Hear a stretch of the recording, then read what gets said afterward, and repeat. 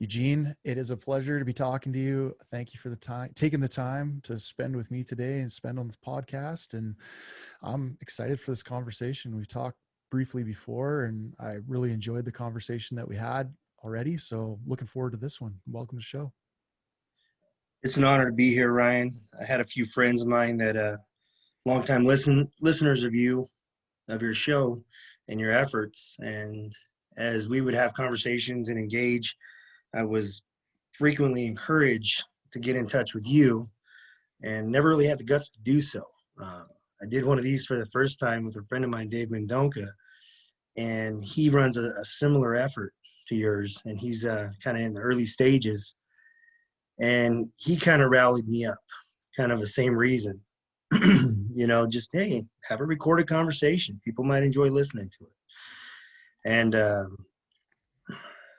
part embarrassed, part afraid, call it what you want, but finally rallied up the guts to get on his show. And I was like, no, you listen to yourself, you feel like you're pretty critical of yourself, but you wanted to do it again. That's what and I find myself, like, man, that was pretty cool. And that felt good. And I haven't had a healthy, long lasting, productive conversation like that in years.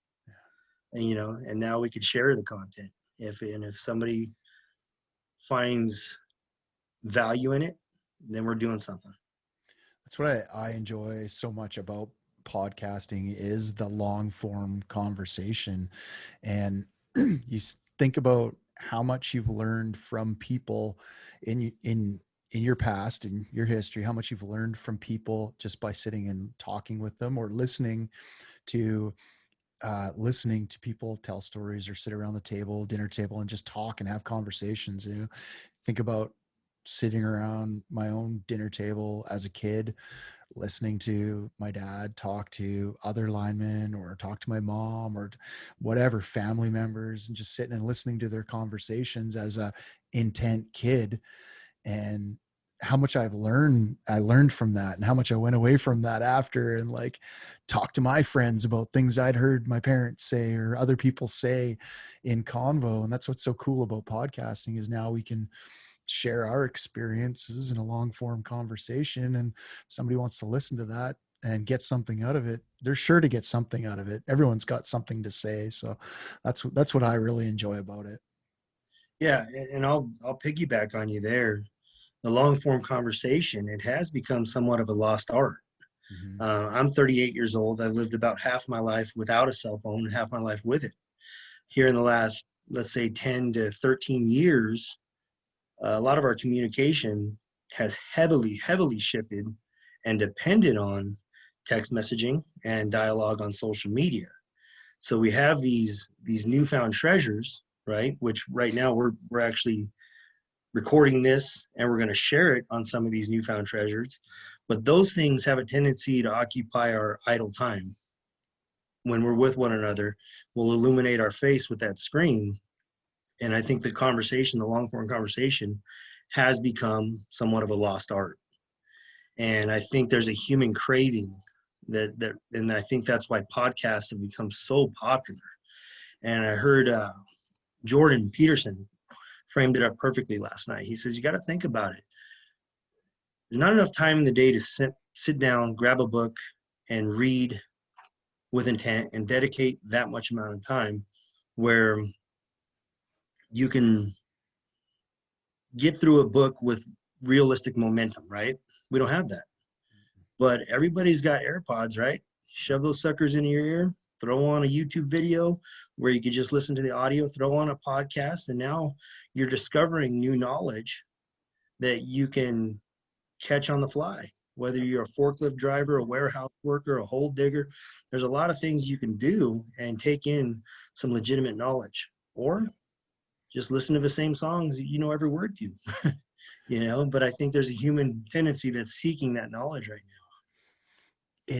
It's important. And that's what we want as humans, is we want speed and the ability to consume and do other things at the same time.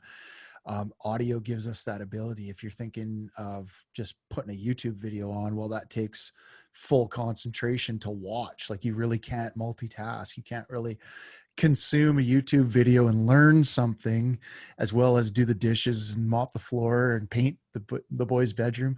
I'm just doing some renovations, and funny you bring that up, because I've been getting up super early in the morning because I got a full-time job. I got to work for 8 hours a day. So I'm getting up at 4:30 or 5 in the morning and painting and doing some like home renos for a couple of hours.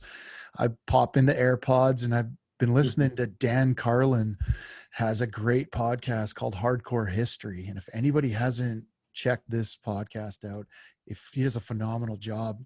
He's a bit of a historian, not an official historian, but one at heart. And he puts together, it takes about a year to put together one to two podcasts he puts out in 1 year. And he does such a good job. And I'm just listening to everything he's constructed about the Persian Empire and these old battles, the Greek battles. And it's just like, it's so cool. But yeah, I'm painting away. I'm doing other things. That's what's so awesome about it too, is it gives you the ability to multitask, as well as one stone. you can't fake, like, so for interview style podcasts like we're doing, I feel like there's a sense of like realism to it. Like there's now, probably almost hundreds of hours of me on the air. You're going to get a pretty good sense of who I am. And it's pretty hard to fake who I am with hundreds of hours of content online. Right.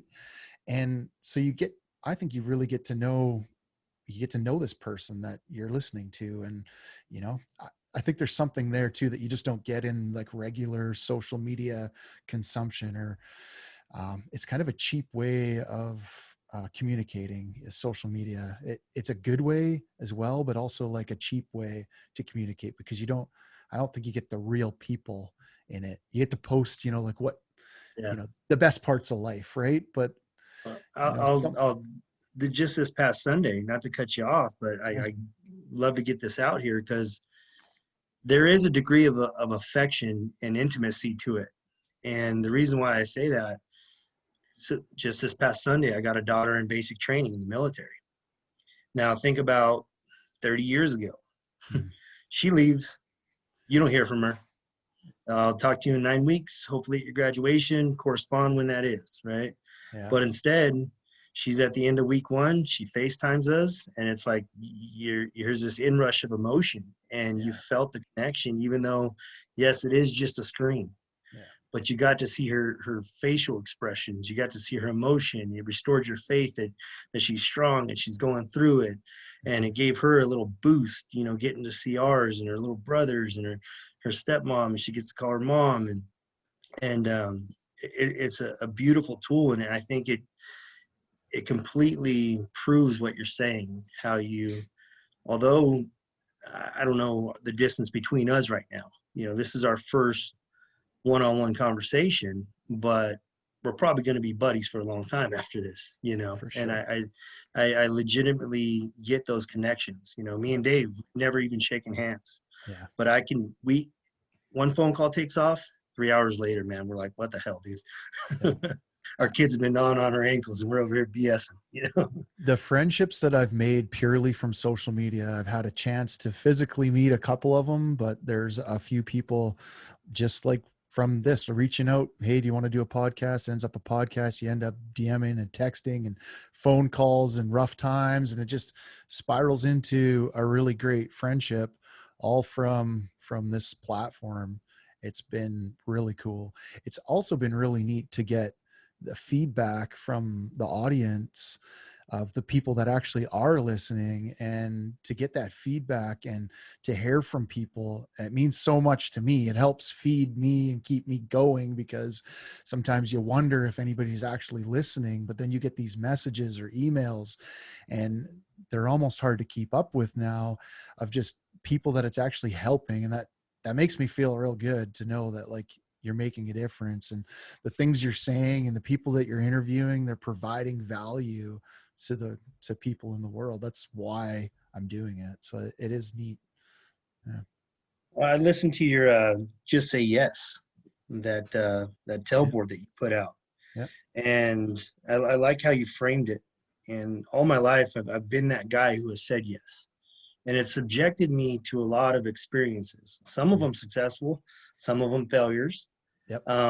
But nonetheless, when you do say yes and you do take that leap and you do get out the way that you've done, that's the only way you're going to start any sort of momentum in a positive way. Yep. You know, I'll tell you, just say yes, right? So trade related, and we'll go over this later, but I've had trade related ideas and inventions that I've drug in my feet on patenting or developing, and before you knew it, somebody else does it, right? Mm. So you didn't hold your breath on this. You got this thing started, and you got some momentum, and you got a hell of a following on Instagram, and you got the lady side going now, and it's good stuff, man. It's good stuff. Commend you. Thanks. I appreciate that. I really do. I believe that when the universe, God, whatever, puts an idea in your head, and it gives you a certain amount of time to act on that idea. And if you don't act on it, it goes to somebody else. You've probably heard that before. It's beginning to make its way around. People are starting to, some more famous people are starting to use that, but like, I think it's true too. Like, just like you said, you got that idea. Nobody else has it. You never told anybody. You didn't act on it, and somebody else has got it now. And they run with it. Yep. Damn it, Milwaukee. Yeah. Yeah. No kidding. Right. Yeah. Pretty good. Right on. Cool. So it's a good intro to the podcast. Good icebreakers there. I like it. Let's rewind a little bit, and I like to start kind of introducing yourself and a little bit about your past and such. So let's start with where you grew up. Where you born and raised? Okay. I'm a Southern California boy through and through. I guess you would say city boy. There ain't nothing rural about anywhere I've grown up or anywhere I've ever lived. Nice. But Southern California, the beautiful part of that is we're an hour away from just about anything. It was in about a 50 square mile city, 60 miles east of LA, called Fontana. Okay. Historically, it was a steel mill town, and still is. California Steel, which was a major supplier of steel throughout the various wars in the 1900s. Tons of it was built there. And more recently, it's developed into more of a metropolitan, really, with quite a few attractions, some master plan communities, the California Speedway. And so we got to see a lot of that development growing up there. Growing up, it was predominantly a Hispanic town, historically riddled with gangs and drugs and violence, and just didn't really had an upside to the down there. But a lot of very brilliant people come from places such as that. Yeah. And I know a lot of amazing people that have chosen to stay there. And as soon as I could control it, I got the hell out of Dodge. I was a parent very young, 17 years old, and had a newborn daughter. And the condition of the city at the time and what I knew about it, it was time to go. And that was in 2000 when I left Fontana, and the city's come a long way since then. So Fontana's a good place to live. A lot of historically, it was a football powerhouse there in the 80s and 90s. Okay. It had 2 national championships, several CIF titles, made the playoffs for 25 consecutive seasons. Wow. So if you said Fontana in the high school football community, people knew what you were talking about. So pretty cool. Damn good place to live. Did you play? Yeah, I played. Yeah. I played football and I wrestled and had a lot of fun doing both. And inside linebacker, long snapped. Basically, I never came off the damn field. It's exhausting, but a lot of exposure. How far along did you make it in either of those, football and as well as wrestling? Well, so wrestling, I wrestled for 2 years, freshman and sophomore year, and then kind of it got to the point where you make these excuses or explanations why not. And in that case, it was okay if I wind up with a legitimate injury. That's going to take away a lot of my off season, developing strength and speed. And in all reality, one sport definitely complements the other. So I'd like to encourage anybody who starts falling into that trap, don't do it. Played throughout high school, had a a reasonable amount of recruiting attention at the inside linebacker position. Pretty damn good long snapper too. And the college attention, like I mentioned, and this will play into the upbringing. We didn't know of college. College was something we seen on TV and nothing more. Very strange place in terms of comfort or confidence or knowing anybody who actually went that didn't drop out. So that's kind of how the city went. There's plenty of movies written about it. You know, the blue chip athlete who's a thug from the ghetto, and they're carrying him through on account of his athletic talent. Those were all the guys I played with, you know, because we just didn't really have that solid foundation or that parental guidance. But there were some damn good ball players that came out of that city. I wasn't exactly a blue chipper, nothing like that. So got some college attention. You know, I could go to some college combines and put up some decent numbers. I kind of had the size of a inside linebacker, but the speed of a very fast offensive lineman. So, Cool. you know, when you strength wise, I can go into the gym and hang with the big boys, no problem. I'm right there with them. Sometimes lateral speed and forward movement. It certainly wasn't my best friend compared to some of those guys. You know, Cool. remarkable people. But Yeah. no, didn't pursue it much. After high school, it was time to be a father, and went to So work. is that what it was, that like the TSN turning point, or the the turning point for leaving sports was becoming a Yeah, father? Yeah. yeah, I will say it was, but it was certainly destiny. We would go up to the local community college, me and my brother, and start slinging some weight around, get some attention from the coaches, go on the field with some soft shell stuff and push some guys around, and you know, really kind of make an impression. Mhm. So there was some potential to play at the next level, but between doing that, which was not what I set myself up for. Bottom line is you know, I made a child, Yeah. and it was time to provide for it and go to work. And so I just sunk my teeth into the workforce with everything I had, and just started gaining momentum as a blue collar worker at the time, and put my little pipe dreams, you know, and call myself my little Al Bundy dreams, you know, to rest. And that was that. I had similar with ice hockey. Um, I was playing pretty competitively, but just at the time, just decided it wasn't what I wanted to do. I feel like you have to really choose. Like you have to commit. Like if it's something Yes. you want to do, like whatever it is in life, but especially sports and athletics, if you hit that level, you're fully committed or you're not. Like there's no gray area.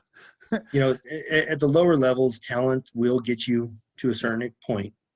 When you get into those college, semi-pro, professional, minor league type shows, everybody, it's their job. It's Yeah. their job to be great. And if you're going to run with them, you need your schedule clean so that you can train and develop your own skills and strengths and really hone in on that. And there's a reason why professional athletes are paid what they're paid. Yeah. And when people complain about that, my question to them is, can you do what they do? Yeah. Are you so good at something that it's considered entertainment to watch you do it? Yeah. That's You a good know, way to put it. Actually, I haven't heard that before, and but it's that's very, very solid. humbling. So, and obviously there's a market for it. That's the Gladiators arena right there, in Yeah. a very organized way. We can't be at war, but competition's in our blood, right? Yeah. So we get out there in an Absolutely. organized, civilized fashion, and we go at it, and we put whoever puts more points on that particular scoreboard wins that game. Mhm. And it takes a lot of work to get to that level, man. It really Yeah. does. When you left, we decided to do that, be a father, you said you went into blue collar work. What'd you get into right away? Well, my mother-in-law to be, Hilda, recently passed away in December. COVID got the best of her. She was working in at a forging mill, and it was my low-hanging fruit. It was my definite easy in. It had medical benefits, and I had to start thinking about things like that with a pregnant wife. And started my first job there at the forging mill, managing a stock room. So basically, it was just supplies used to run that facility, you know, Yep. for the maintenance workers and PPE, things like that, where I controlled that inventory and Yep. made sure we had what we needed on hand for those daily operations. So, I grew up in a but similar sort of town. Mining and forestry yeah. was small town forestry, mainly forestry, but ended up mining as well. So same sort of thing. A lot of my buddies ended up working at the mill. You know, Hmm. nothing wrong with that, but No, they got into it when they were young, started pushing broom, and ended up some sort of manager or whatever they ended up being. But they were yeah. there, made full-time careers out of it. Some of them became millwrights or got electrical tickets or things like that. But Yeah.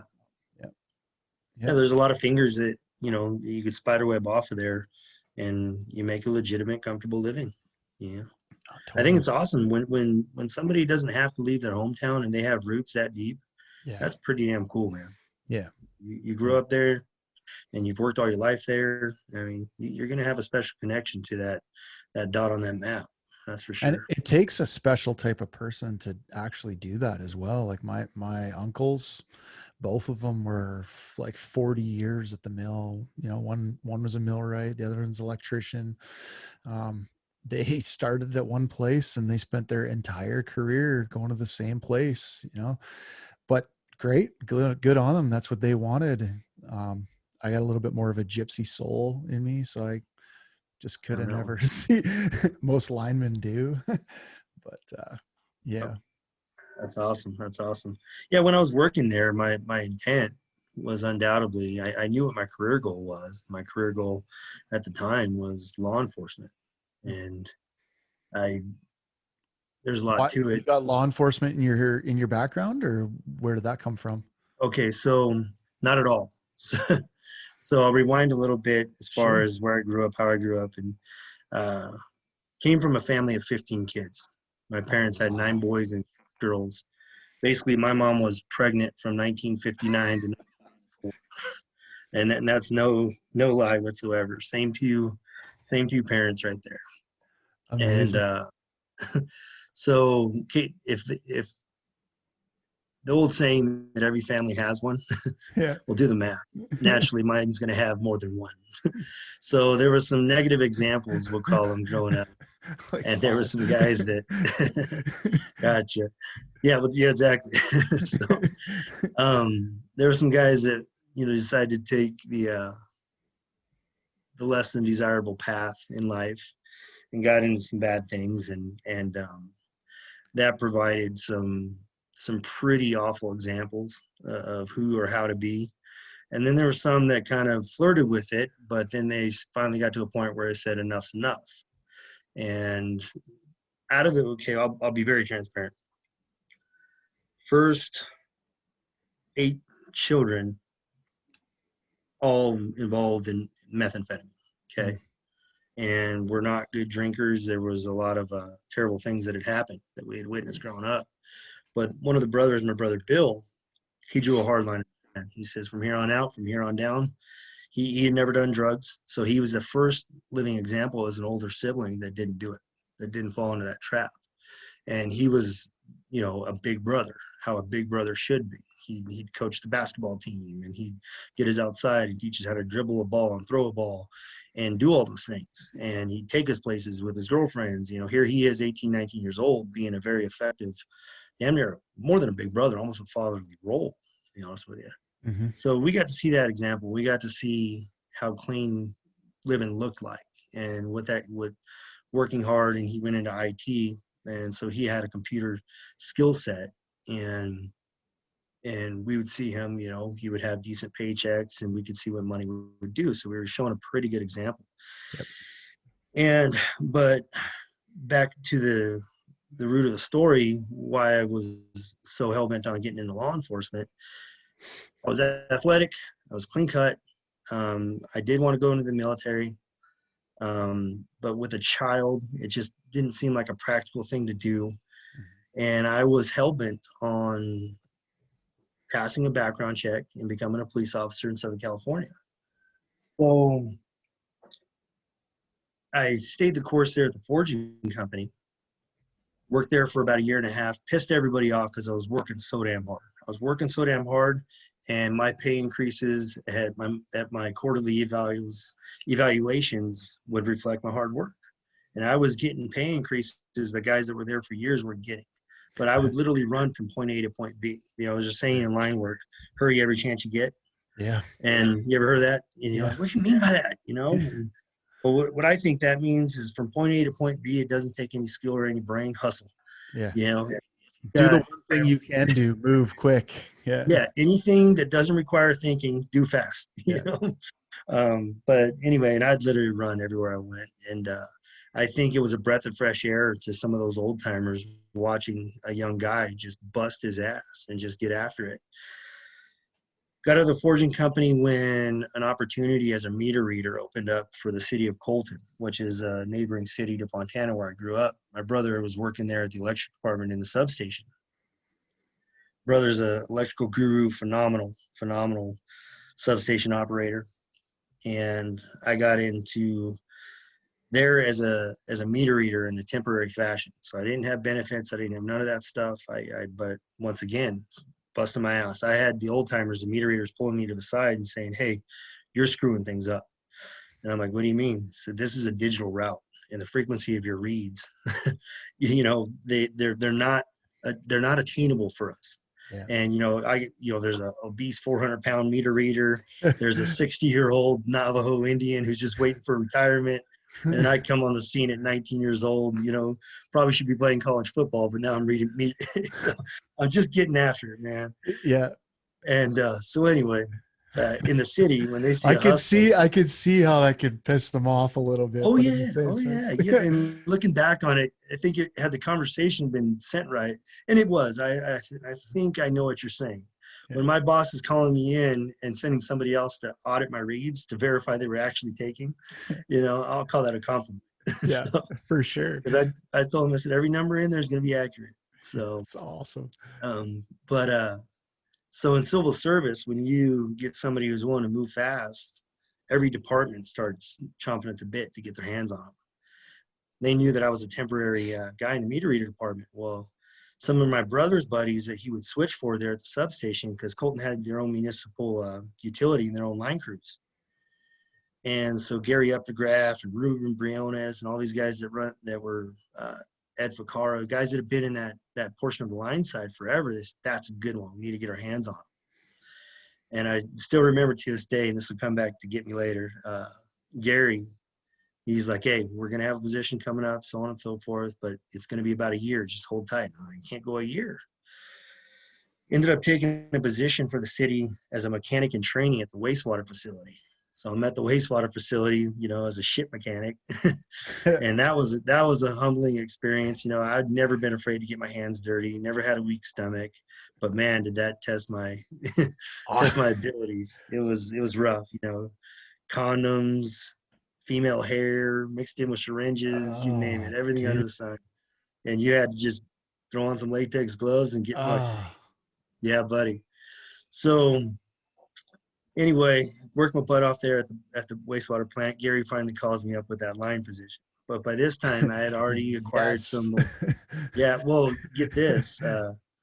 By this time, I had already gotten some momentum towards law enforcement, and I was really kicking butt, taking college, you know, classes at the local junior college, and going to different gun classes, and really starting to build somewhat of a network of references. I had cops that were sworn that barely met me with loading guns, you know, so that I could go do a qualification course and stuff.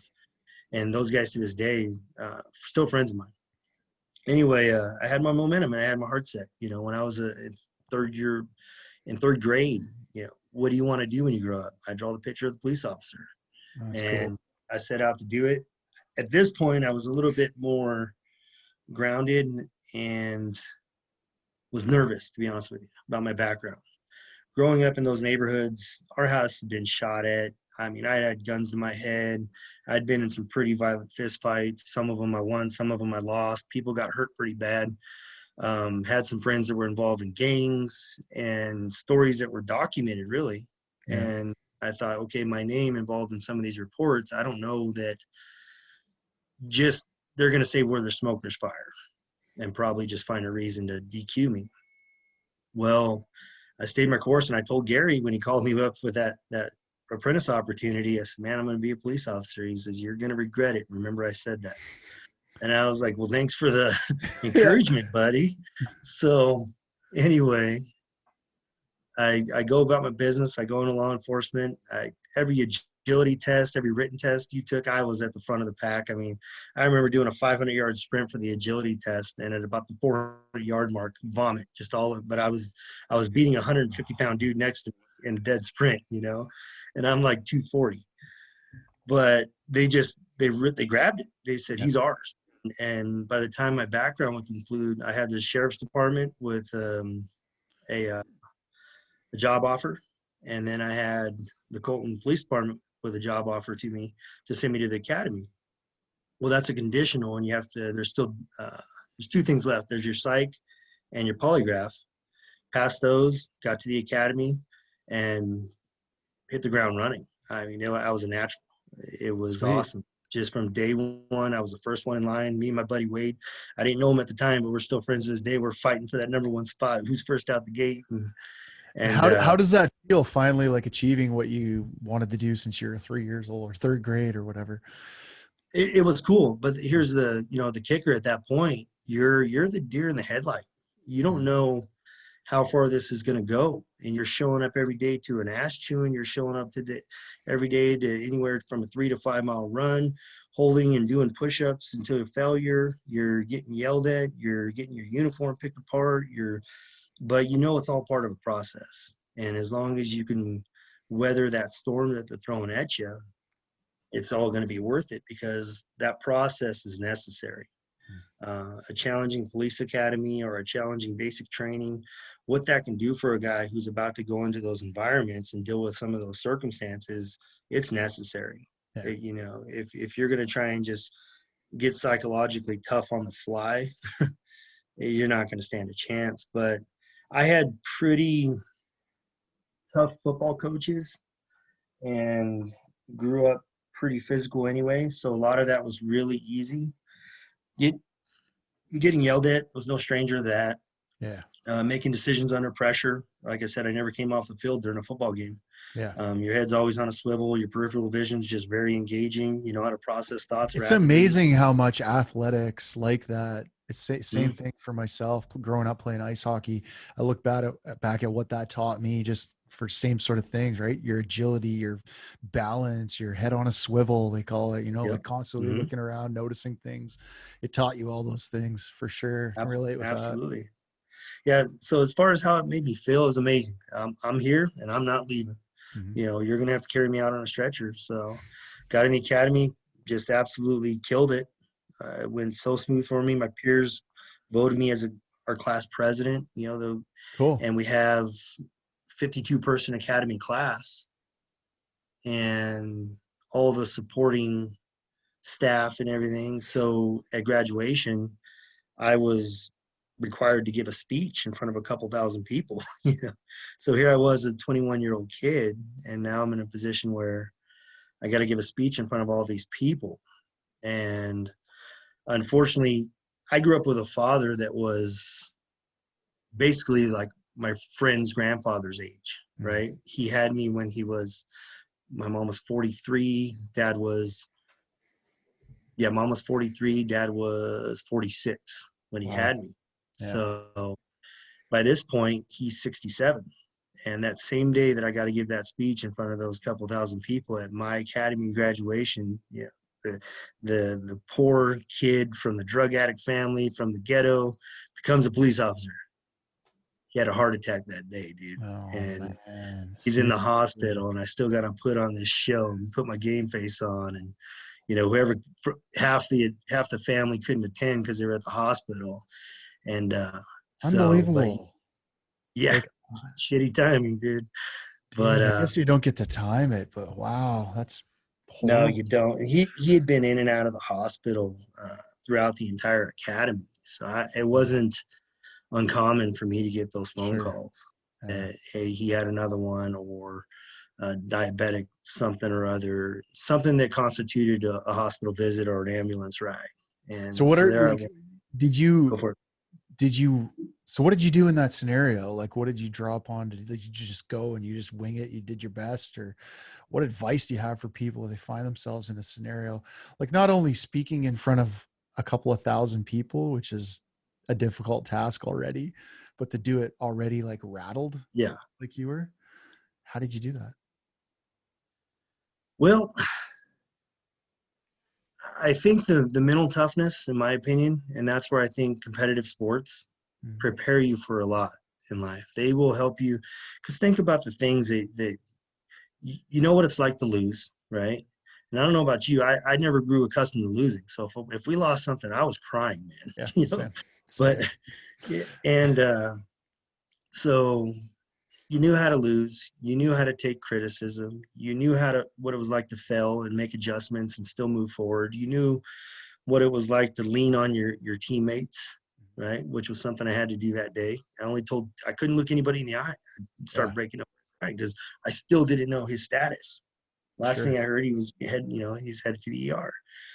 Um, but I think the pressure and the pinnacle of a situation, I knew that no, he's not going to want me to call an all stop here and go to the hospital to be by his bedside. He's going to want me to get everything that I've earned and prepared for this moment and pull it off in the best fashion possible. And my sister was able to get it on video and ultimately show him, and she Cool. made a slideshow for it afterwards and stuff, and I was able to pull it off, and it was a really it went really well. I heart was thumping, my temples were you could get my pulse right out of my head if you wanted Oh, to. dude. It was an intense experience, but that added pressure of him being in the hospital was pretty interesting, but got through it. Just somehow swallowed it and knuckled up and went after it. Cool. It's, I guess, take it back. I just had to say yes to it.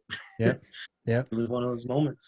Yep. And that's the thing with like, back to the saying yes to things, and don't be afraid to fail. Like, honestly, people have heard this too. Like, it's so overused, and I hate using things that are so overused, but like, because it's just cliche, but some of your greatest failures are your greatest achievements at the same Yes. time, or Yeah. it's led to the thing that has.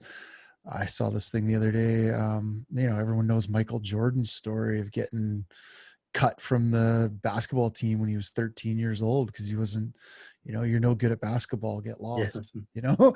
Michael Jordan, Yeah. Walt Disney getting fired from a job because he wasn't creative. Like, the sorry bud, you're not Make creative. sure that we come. I love what you're saying, and make sure we come back to that Jordan story when we start talking Sure, apprentices, sure. and Yeah, trade culture, because I could definitely.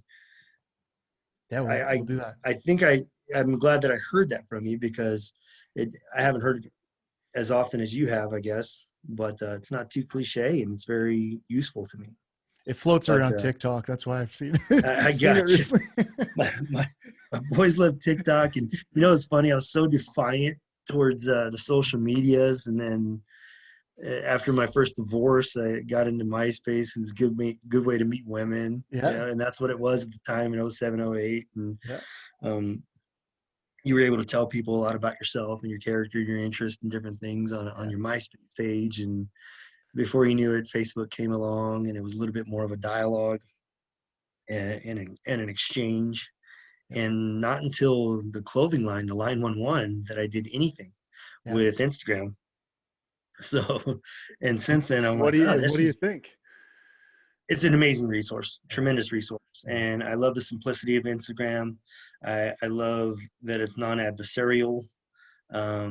You can kind of cater to your personality and your own needs and interest, and keep it at that, to where it's a resource, a tool, and a social luxury, a convenient social luxury in a lot of ways. So yeah, I'm enjoying it. Definitely, Yeah. definitely. Next is TikTok. Next is TikTok. Damn you. Now No, see, now to be honest you though, you you subtly made it acceptable in my brain. to, maybe this will change your mind. Okay, so Okay. I jumped on it really early on, and I have already, like, through starting the podcast, I've said this before on some of my podcasts. I was a super shy kid growing up, completely. Okay. I couldn't even introduce my parents to my teacher in grade 4, grade 5. Like, I was that shy. I'd hide behind my parents. decided to just get over that later in life and just say yes to things. Okay. And just do Right on. things. The podcast was one of those things that I say yes to it. So I'm now fairly comfortable just saying whatever, being on camera, like whatever, speaking in front of people. I'm fully comfortable with it now. Still get some butterflies and regular nerves, but hey, I can Yes. get through it. So TikTok comes out and everyone on there is doing stupid dances or voiceovers, or it's just like it's a kid's app, right? But I got studying it a little bit, and that's how all of them started, like 2013, 14. That was Instagram. It was just a place where the kids hung out, Yeah. and before that it was Facebook, and before that it was MySpace. Like, Sure. it's just the next thing until it develops and matures and gets older. So I got on It TikTok always will. quite early, and people were just riding me so bad for it. I'm never getting on that. That's a kid's app, blah, blah, blah. But I got on it and I gave it an honest try. And what I saw from it was something amazing. So I started mixing. I love humor and comedy. So I do some like Right on. voiceovers of comedians doing Yeah. things. But then I'd also make these like more educational TikToks about our trade. And Right what I on. started to notice is like kids were connecting with me, like 16, 17, 18-year-olds saying, "Hey, I'm just going to graduate high school. I never knew this thing existed. Like, Right tell on. me about this. Like, what Yeah. is this? Like, it seems like something I'd like to do." And I've Mhm. been able to connect with young people and teach them about this trade just through that. So anyway, there's a cool story for you. Yeah. No, I love it. And you're 100% right. We sometimes we have to meet people where they are. Yep. And I think that's what you did. Yeah. Part of your mission was networking is obviously part of it, right? Yep. And you want to see line work through multiple different lenses. Yeah. And that's what, my version of it, your version of it, two totally different versions. End of the day, you want to yield the same result and you want to 100%. improve the industry. Yeah. And with you meeting those guys where they were at, which was on a TikTok application, and setting aside, the masculine ego and some of the things that restrain a lot of us, which that's me right there. I've never put a video of myself online. It's hard. It's hard. It And is. because you are throwing yourself to the lion's den, dude, and you don't know what's going to become of it, and you can't get it back. Yeah. You can't get it back. It's And true. so it's rough. It takes a lot of guts. And I think you probably watching those people energized you. So, man, look at these people just acting silly, just It's doing it's and getting awesome. mimicked. And then all of a sudden they start a trend. And then Yeah. this particular dance it's not even known as a dance. It's a TikTok. Yeah. It's a TikTok that does a certain move. And my, what's that ratchet song or whatever, that rap song. I had my 7-year-old son. I mean, he can nail that thing. Absolutely. It's I was really, it's like, cool. Jesus. It shows a softer side of things and a more like, I love comedy and everything gets so damn serious. And I like a place that you can go and just not be serious and yet it be acceptable. And if you have the naysayers and the haters, usually if your heart and your energy and your passion is towards actually doing something legit and good, and people notice that, you build a tribe within that any hater comes on there, it Tribe's doesn't gonna matter. get him. The tribe just the tribe kills them. They just tell them to Good for you. shut up, and it's like, okay, you're good. Yeah. Yeah. What's that? Well, Jamie Foxx wrote a book. And it was don't read the comments. Yeah, heck yeah. Because that's how brutal. I mean, even somebody on his level, Yeah. and you think to yourself, how can some stranger who may not even be a person, how can their words affect a guy who's at full blown global celebrity status? Man, you know, it Yeah. can. And some of these people that are out there with their negativity and criticism and the absence of consequence because of them, Yep. it's really done something to the world in general. That's the part about social media that I was talking about, the communication part. That's really, it's cheap. It feels cheap because it's not a fantastic way to communicate. It's what we've developed right now, or what humans are starting to develop, but it's not, I don't think it's the best way to communicate. Though it might seem like it's our best way right now, Yeah. it's not what the end game is going to produce. Like, humans end game communication is going to be reading each other's minds or Yeah. something, like it's going to be real time and completely transparent, and it's going to be good. It's not going to be with thumbs on phones, but that's what we got for You know, now. even on the text message, I could get into a high ten, let's call it like a high tension text message Mhm. conversation with somebody, and I can tell that a mountain is being made out of a molehill on account of this limited, inconvenient form of text messaging. I can't hear tone. Yep. I can't. He can't cut me off. I can't cut him off. I can't say no, no, no, no. That's not what I meant by that. You know, there's none of that. Those those little markers, those little subtleties in conversation that we can get. So I'll stop the conversation on the spot and I'll hit that green button and call them. Yep. And it's Yep. like, hey, dude, what's going down here, brother? You know, I don't think, you know, either of us are heading in a direction that we're going to enjoy. This is not what either of us wanted. What's going Yep. on? And we'll clean that up real quick with a little bit of conversation. And I'm finding a lot of my friends, and myself, are making it a point to call and avoid the text message, and not cheapen it, and add some value and bring back that long form conversation, as you called it. When you have something important to say like that, I think that is good. I try to tell people through the podcast, as well as just whenever I go talk to young guys, especially, I try to talk to them about effective communication. Like, when they ask me what's important, I think a lot of times people miss the softer skills, and I relate it directly to the trade as well, because it's usually standing there talking to potential tradesmen or apprentices or pre-apps or whatever. And I talk to them about communication and how important it is, it, like, to learn. I wish I could go back to school. I could go back to school. I could study this English. I would have paid more attention in English, right?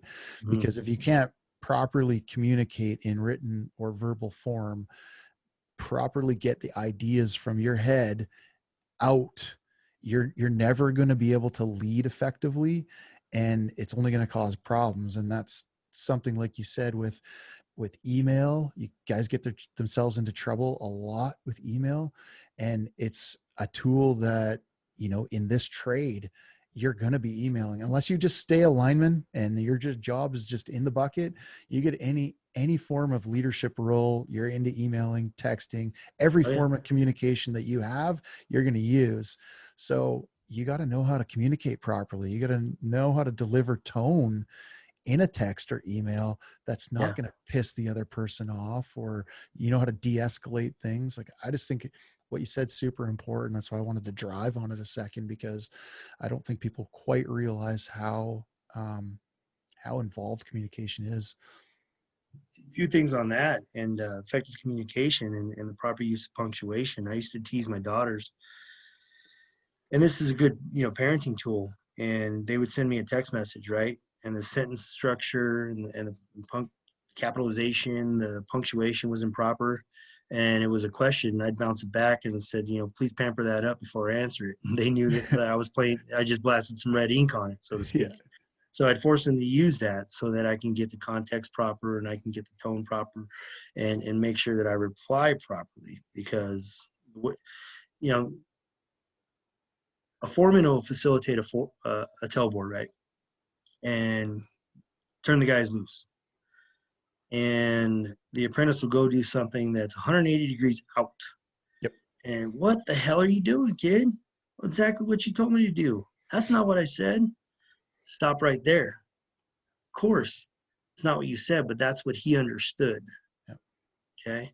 So Totally. getting through to him and making sure that his objective is clear, and where we could have fixed that is, hey, do you understand what you're going to do? And he nods his head and say, okay, explain it to me in your words back to me, what your plan is.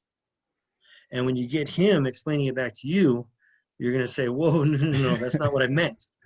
And it's going to be good for both of you.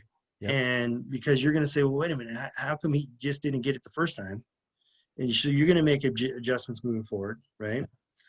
And he's going to listen more attentively and learn how to explain his actions or his intentions a little bit better. So it's a useful tool. It takes time, and it can be a pain in the ass. And you'd like to hope that every guy just gets it and you could turn them loose and let the ponies run. But I'd much rather have him tell me back what his plans are, especially if it's something critical. That's why it's important too for people to start taking the ticky box form of tailboards out of the equation and actually writing down proper job steps within the tailboard. Or even if you have to go through all the ticky box stuff, because that's what's provided for you for tailboards, get like attach separate pieces of paper with step one of job. I get it if you're just going to do ticky box. Can you well, explain just like just check boxes, like okay, so like on a tablet. Are we wearing our PPE? Check. Are we wearing this? Check, I got check, you. check. Okay, guys, actually articulate it. Yeah. Watch your slips, trips, and falls, blah, blah, blah. Yeah. But then when you get into actually executing the job that you need to do, get into a little bit more long form description of what you're going to do, especially if it's something that's a little bit off par for the day. Like it's something a little bit different, a little bit more involved. Get into describing those so that when you get there, people, you just help communicate to them what, help that apprentice understand what exactly it is you're going to do. It's going to help you communicate it. Plus they're going to be able to read it and go, well, what is this like third step here? What are we doing here? I not quite understand this. I don't know. It sparks that. Like people should I'll give you a really good example. Me and my buddy, Jose Gonzalez, we're on a tower project, and we were kind of Farron Banstra and Lacey Williams. They had a great attention to detail. Farron's a guy, a big white boy out of Iowa, barehander, just loves a high line. And we're first, second step apprentices. And Farron had already told me, he's like, you know why I trust you? And I said, why is that? He says, because you say I don't know. and he said, every one of these jackasses just nods their head and go. Well, time grew, and we were together, and we were doing some go backs on a tower. There's some peak ribbon up there. We had to go roll some lacing or something. What he's telling me is not making sense. And this is after being together for a year.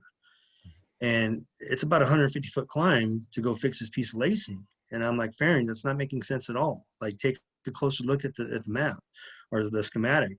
And then finally Jose goes, don't worry about it, Farron, I got it. And I'm thinking to myself, what he's explaining, what he's showing me is not up there. I've been on that layback a million times, And so finally I said, all right, let's go, Jose. So we have no radios. I mean, it's windy as hell. You can't just holler down. Yeah. We get up there, and I just sit back on the inside of the layback and show me. Arms, and I'm like, you got me, huh, bro? Let's do this. So he's like, oh, shit, it doesn't look the same. So go fix it, Go fix it. Go find out exactly what he meant. Take a picture, bring your phone down. So just to be able, and I've had another foreman tell me that too when I was an apprentice. The reason why I trust you is because you say I don't know. But it's a two-sided coin. The apprentice can't be afraid to say I don't know. And that's the environment that we create as leaders, as journeymen, as foremen, that he can say I don't know, rather than just have this implied pressure that he's got to go and try and wing it, and hopefully he gets it right. And you got that hopefully, the operative word. What if hopefully doesn't work out and something goes really bad because he didn't have that environment where he felt comfortable saying, call me stupid, call me what you want, but I just don't get it. Please explain a little bit more. And then when you turn them loose, he can actually function independently, right? That would be the ideal for that. You nailed it. You nailed the whole creating the safe environment for everyone on the crew to have an opinion and be able to share their opinion. And I get it. Apprentices out there, a lot of them, they come up with some interesting comments and questions, and enough of them over time, you can get tired of some of them, but it's still up to you to create that space for them to be heard anyway. And you can still razz them. You can give them the gears a little Yes, bit, but absolutely. it can be done in a way where they still know that, hey, he heard me, even if he's razzing me. He doesn't absolutely think I'm a piece of shit. Sure. He's created that space. It's important for leaders to do that. 100% agree with you. Yeah. Absolutely. Absolutely. Good stuff. Cool.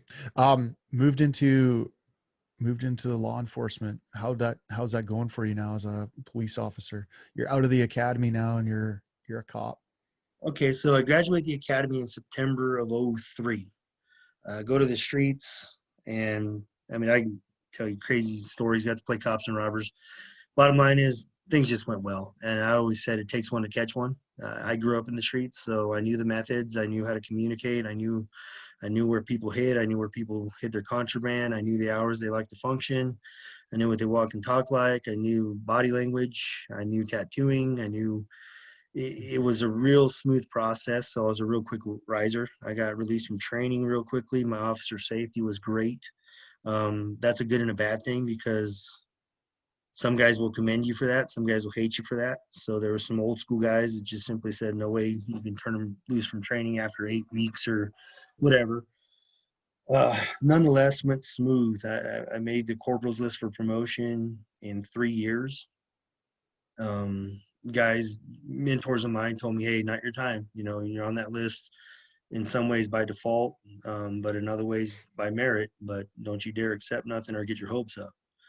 And, copy that. Just kept working hard and was on a relatively small department. And with that, we were a full service department, what I mean by that is that we had everything. We had an explorer post, we had a fully functioned SWAT team, we had a gang unit, we had a narcotics unit, all in a department with about 75 guys. So collateral assignments were inevitable for just about everybody. You were going to get special details coming out your ass, and added duties. So I was a busy bee, and this is where I think I kind of got it out of my system when my daughters were young in terms of working a gazillion hours. I was at that department 7 days a week, and if I wasn't at the department, I was in court, doing testimony on a subpoena.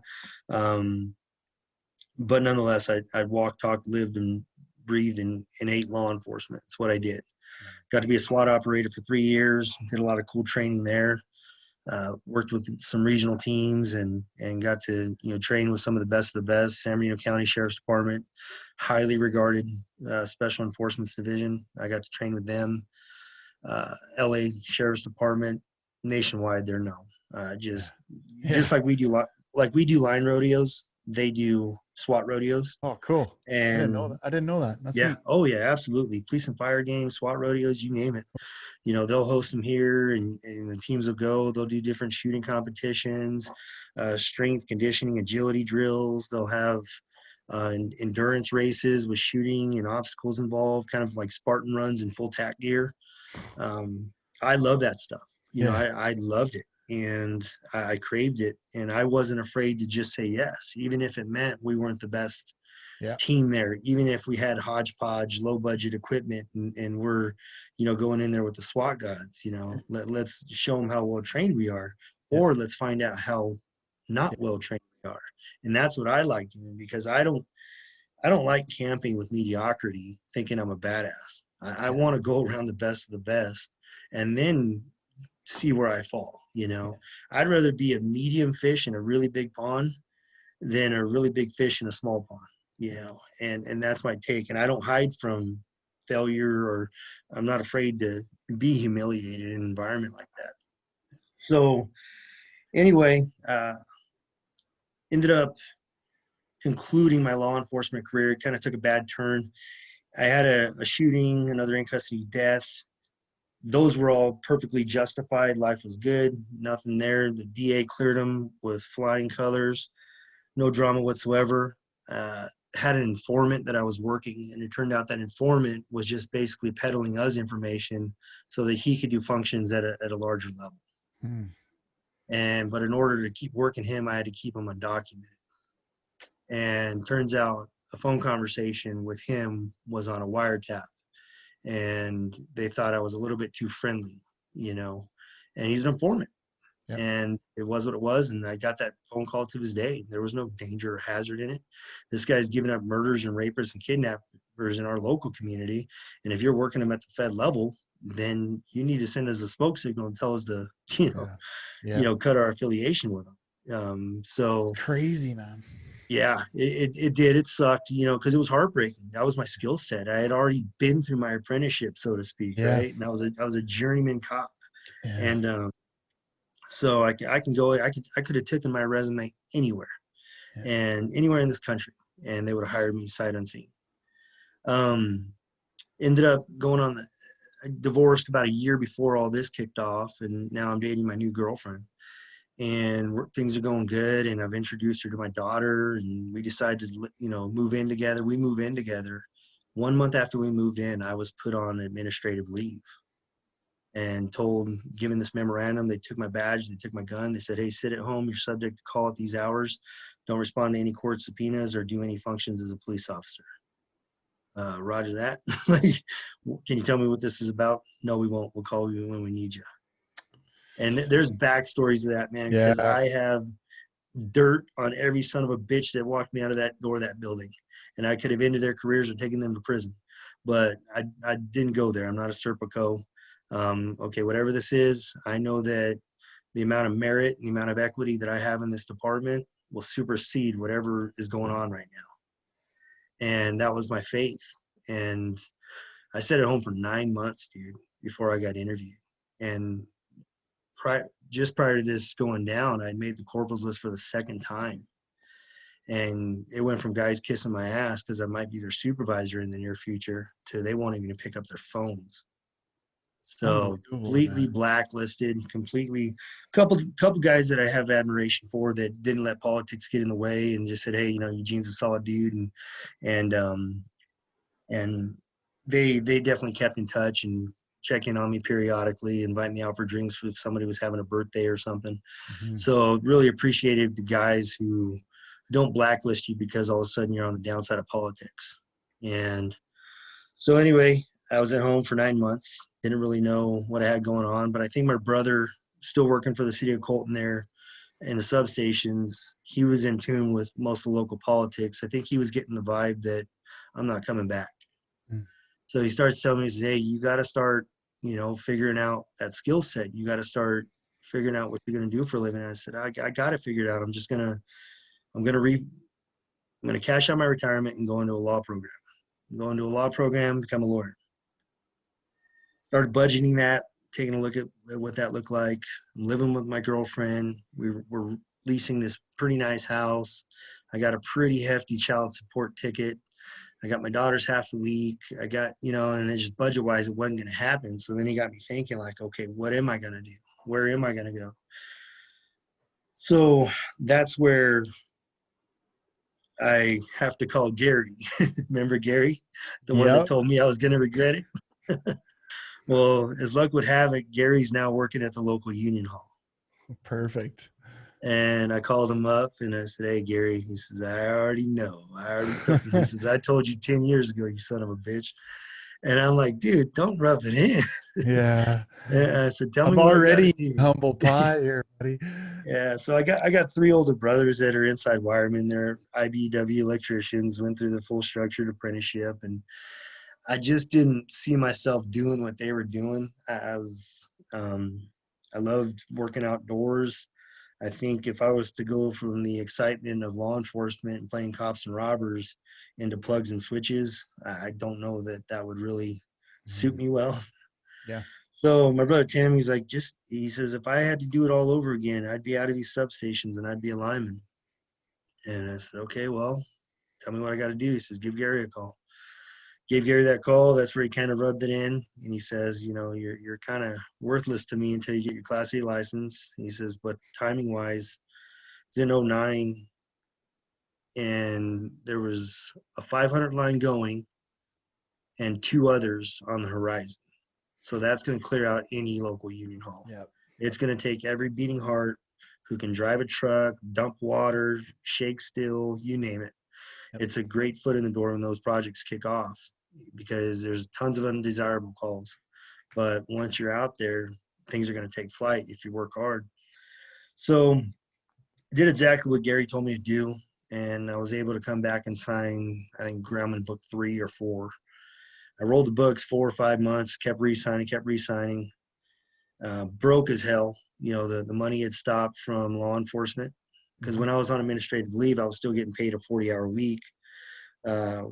My girlfriend at the time, wife now, she's a registered nurse, makes decent money. She's floating the house, and this is my first time in my life that I don't have an identity. I don't have a skill set. I just have a shattered ego, man. How old are you at this point? Let's see, that was in 09, 27.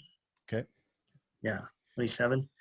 So first time in my adult life that I wasn't able to necessarily produce an income or provide or have an identity that my daughters can look up to.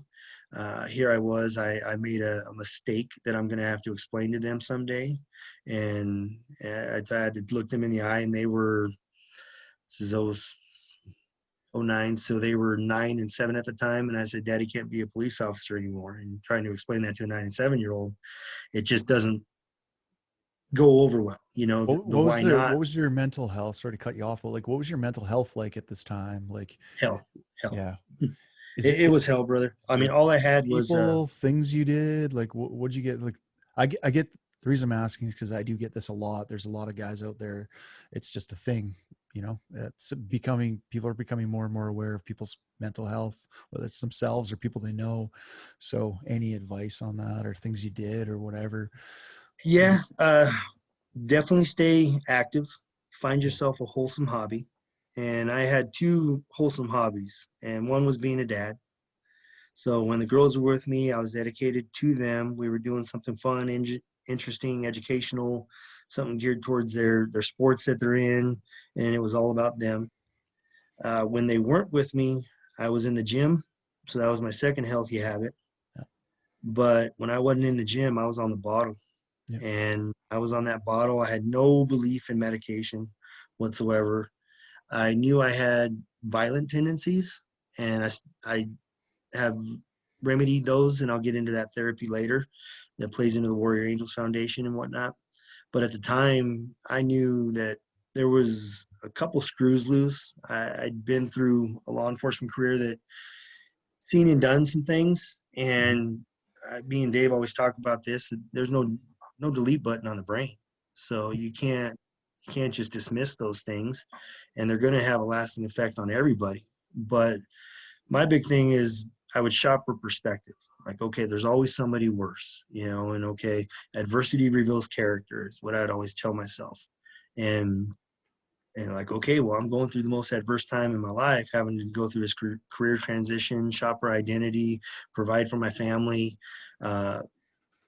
Everything looks great. Got a beautiful girlfriend. I'm still young and athletic, and I could acquire a skill set.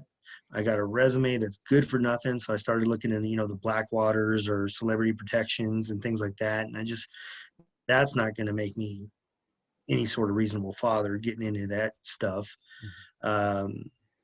So on the mental health end, I did some stupid things. I mean, I did some absolute stupid things, some fights, there were some things that I just couldn't take back, period. And that's why I say, I think minus the healthy habits, and if I was just leaning on the bottle and sitting there licking my wounds, it would have led to a very, very deep depression, I'm sure.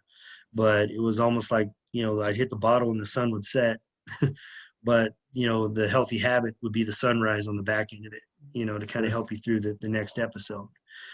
And I can go a lot deeper, but there's a lot of things I'm not willing to say, on this platform, because it's just, there's everybody has a story, and we always wonder what makes everybody clock tick, and it's amazing getting to hear other people's, because you realize, okay, man, I'm gonna quit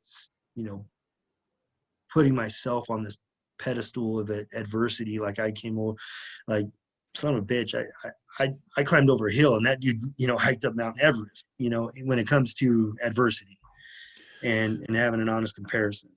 But that's the important thing, I think, here. And I'm glad you even went and said what you said. So thanks for doing that, because it really it tells a story and paints a picture that if there is people out there going through things, that feeling of solitary or solitude, like they're the only ones that are going through this and there's nobody else that could even think of being in this position ever. I'm the only one, like you're not.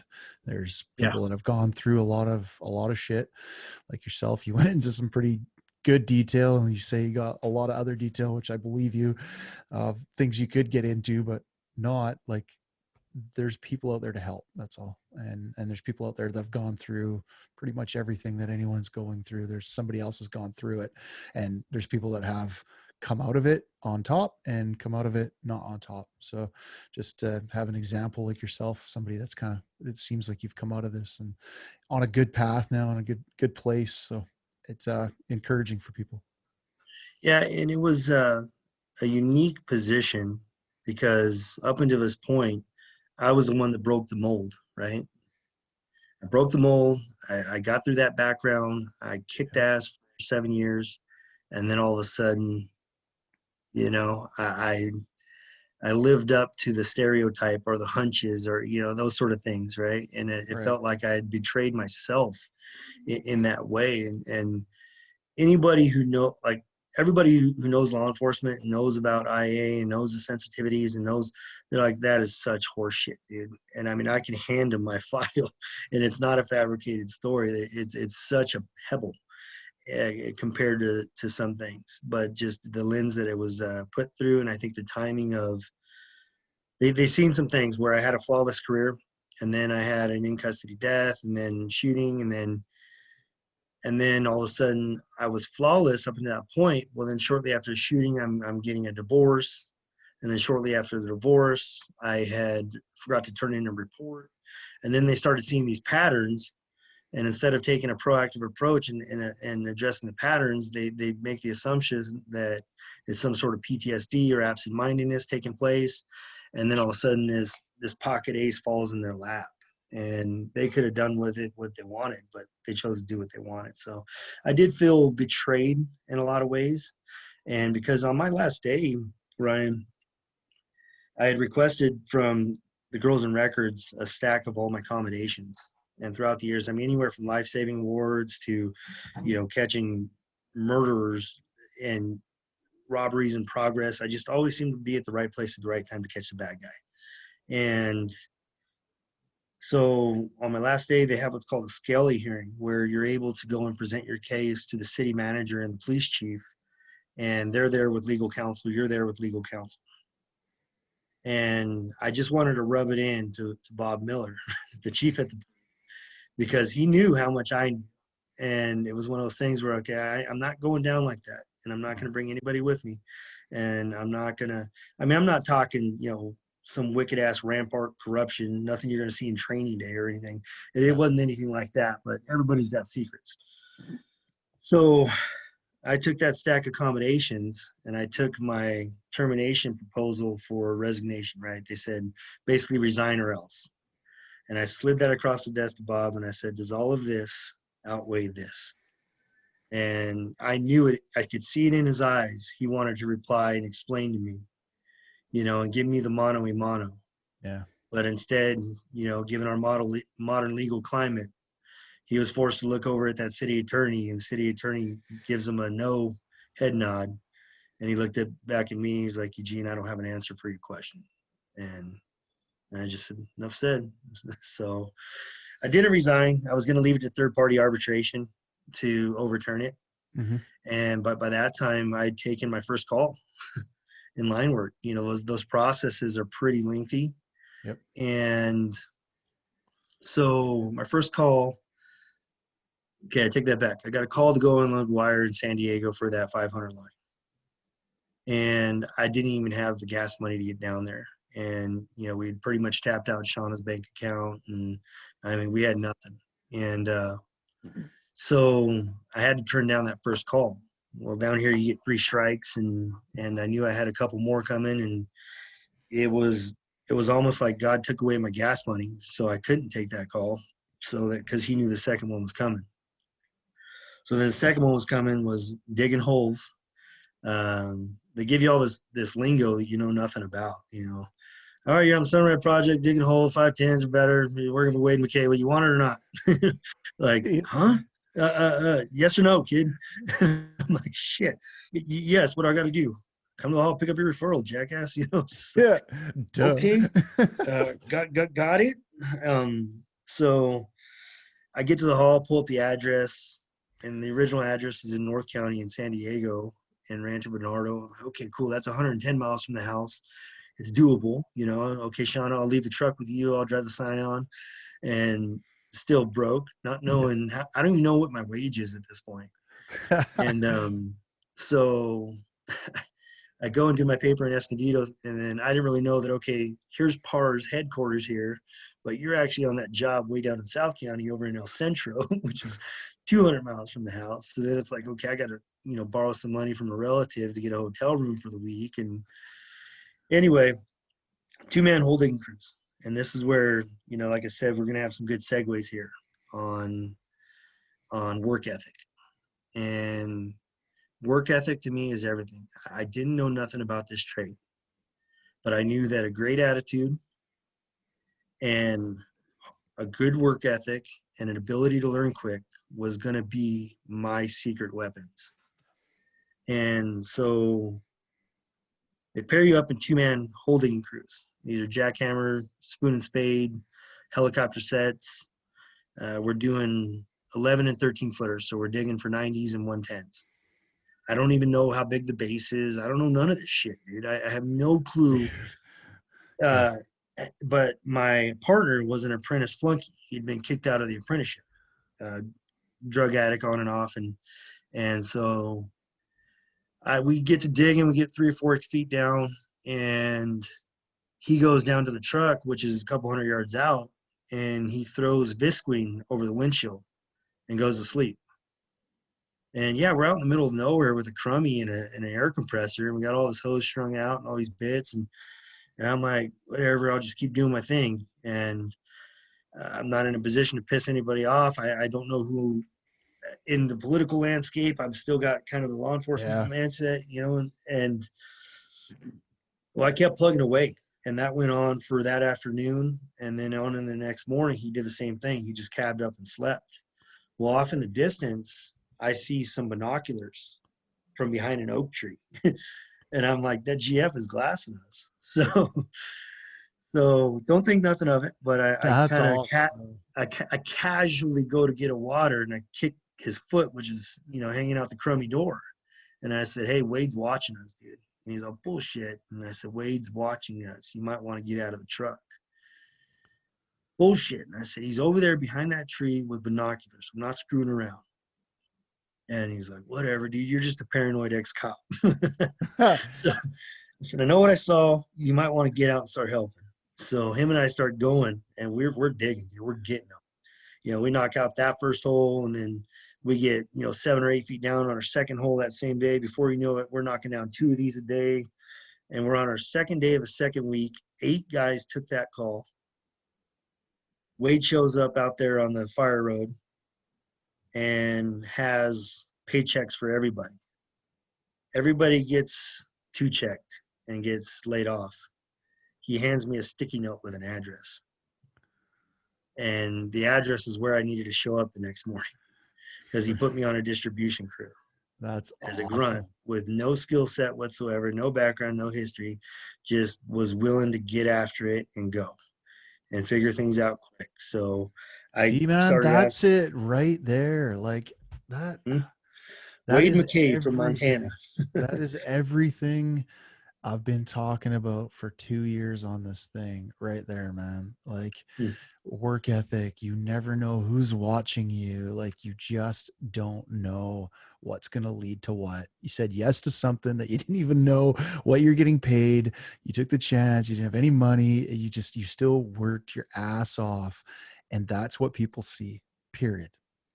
And that's what I tell our guys now. And I think, yeah, I'm an administrator to our apprenticeship now.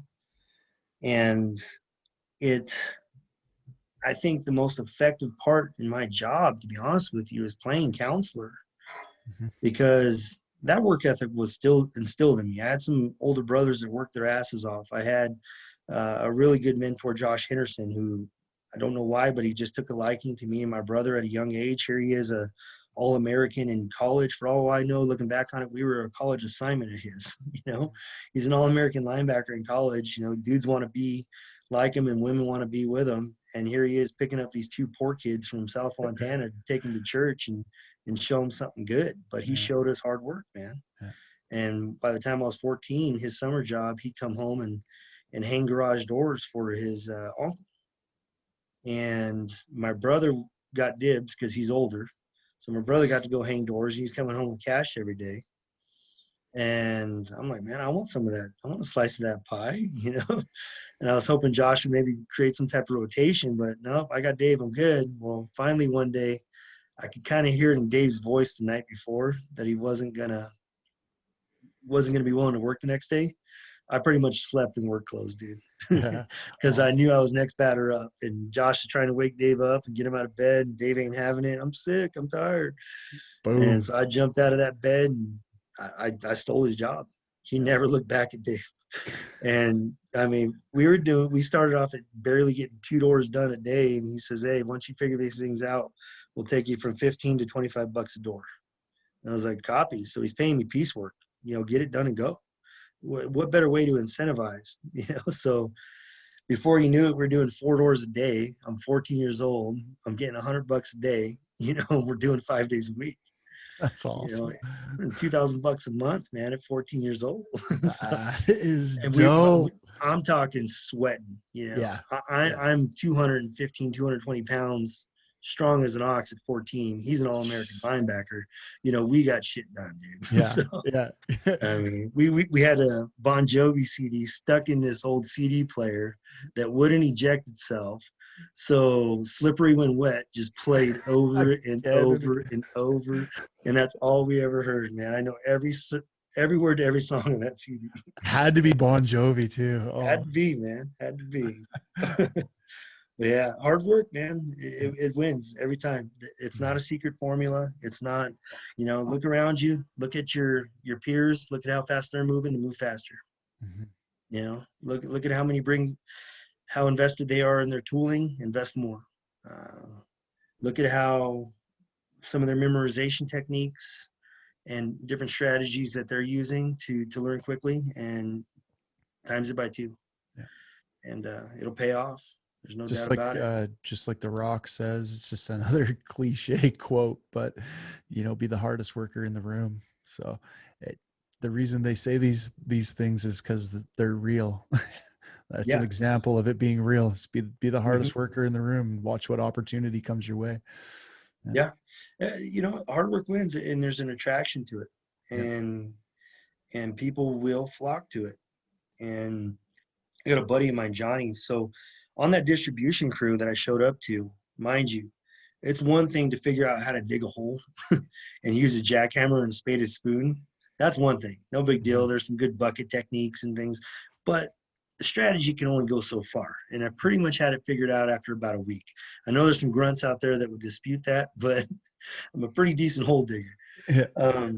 So on the distribution crew, now they're doing, it was a wood to steel project. They had already reconductored, and now they were going to be letting down the old primary that was spread on hot arms. So you got copper that's hitting the dirt, and they are having to holler at me when I can and can't touch it. I don't know how to put down outriggers. So here I got a groundman ticket in my pocket. I only cleared because of the 500 line. Never went to climbing college, none of that stuff. No prep for this crap at all. So he says, roll that up. And, I'd look across the street and there's somebody over there rolling some up. And I'm like, okay, that looks like a pretty good strategy. Shape it, tape it, and, get some momentum and, group 2 or 3 together. And before you know it, I'm a copper rolling fool. Well, here's a funny story for you. There was some guy wire that had been dropped out too. So I was like, 2 birds, 1 stone, baby. But for some reason, all this copper was getting thrown on a particular foreman's headache rack.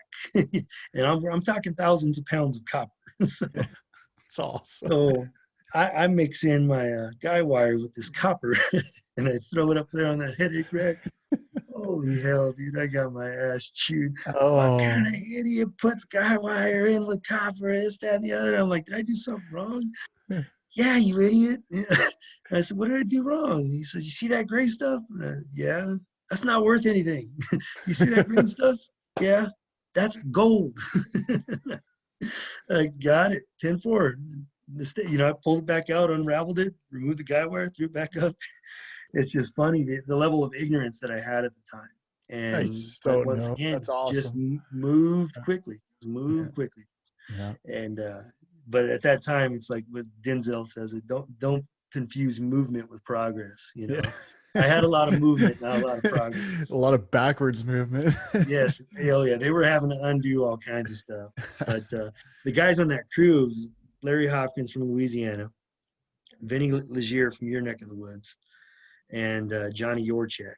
And I do believe in higher powers. I do believe in the Bible. I'm a man of faith. I think that there's too many complex things among us to say that they're accidental or it's a rough conversation. I don't want to go there, but what I'm getting at is that we ended up there together, and it Mhm. was pretty amazing as time would play out for all four of us how much we needed each other Mhm. and the friendships that we were all first timers. Other than Vinny and Larry, they had been tramping buddies and working down there at Par at that time for about 10 years.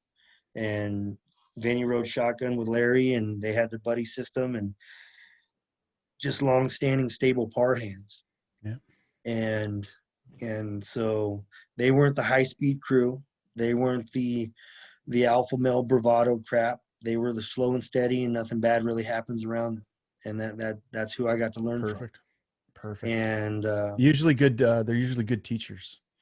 they Yeah. were amazing. And Vinny, we called him the Crawl because he rode a pole through the dirt. He had a traveler hang up early in his career. Traveler hangs Oh, up, wire gets caught, muddy soil. He yeah. takes that thing to the dirt. He said it was either land underneath it or land on top of it. So he was able to kind of move around like a cat and crush both his Unreal. hands. So such a prideful dude because his hands were involuntary. They were at rest with his fingers semi-curled. And but he would not let you help him get his gloves on. He just stubborn old dude. He wasn't even old. He was 53 at the time. Tough as nails. Yeah. Yeah, he'd be the first one with his gas on. You'd have to race him. You think I'm grunting on you? You can kiss my ass. So Yeah. even after I became their apprentice, he'd do that to me. He'd climb in front of me. He says, "You're going to learn more from watching me than me yelling at you." That's And I'd awesome. love that stance. You're going to learn more from watching me than me yelling at you. And I was like, copy that. It's so true.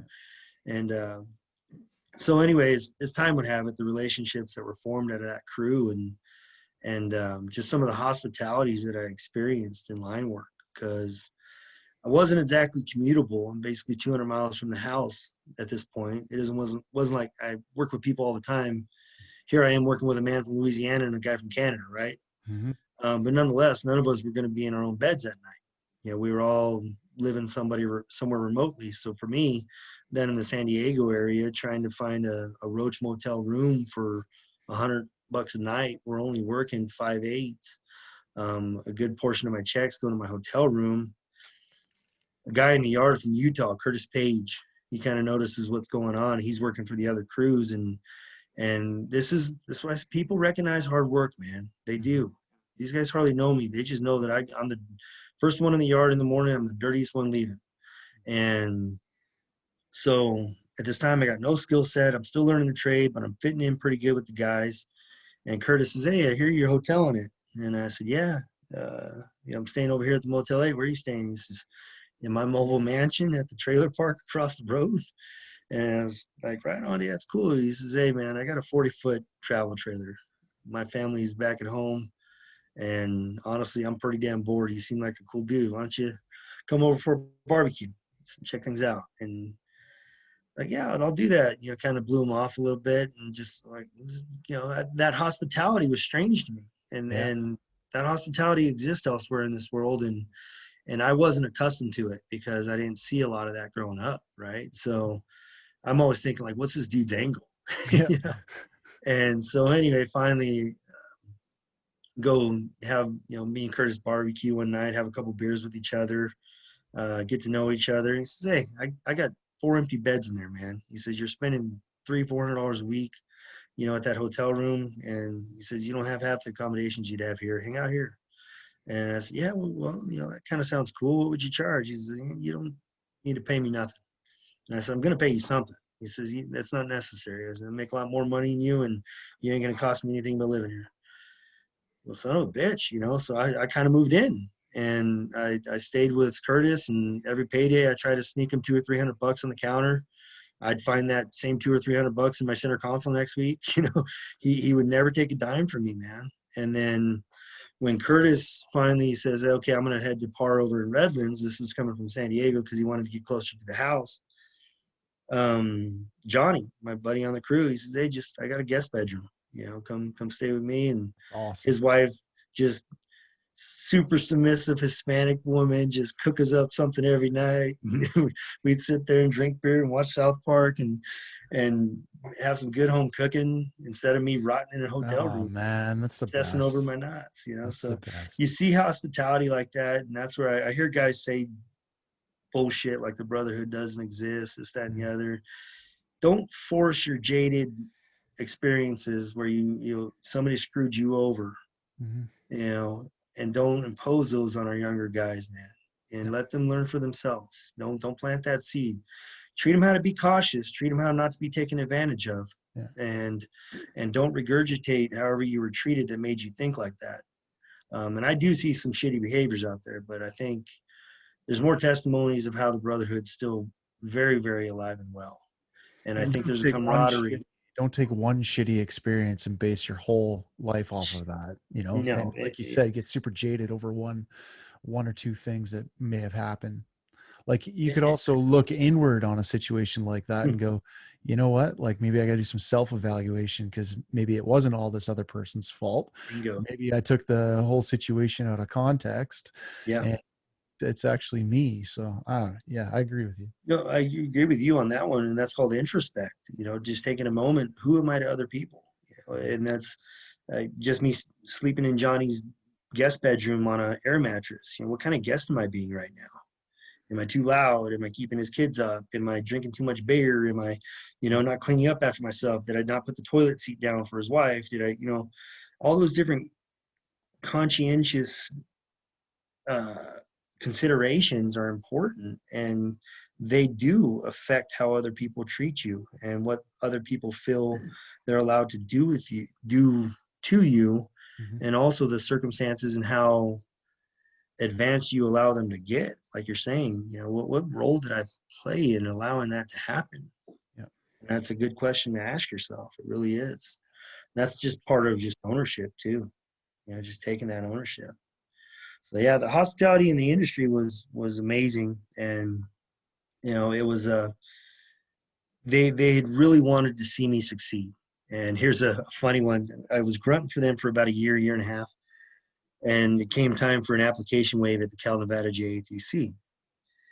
So I struck a friendship with a guy named Luke Potter. He's got me a pretty articulated reference letter, a letter of recommendation. And so I asked Larry for one. Now, Larry is a guy that would catch a rabbit on the job site, skin it out, and throw it in the ice chest on top of your water. What?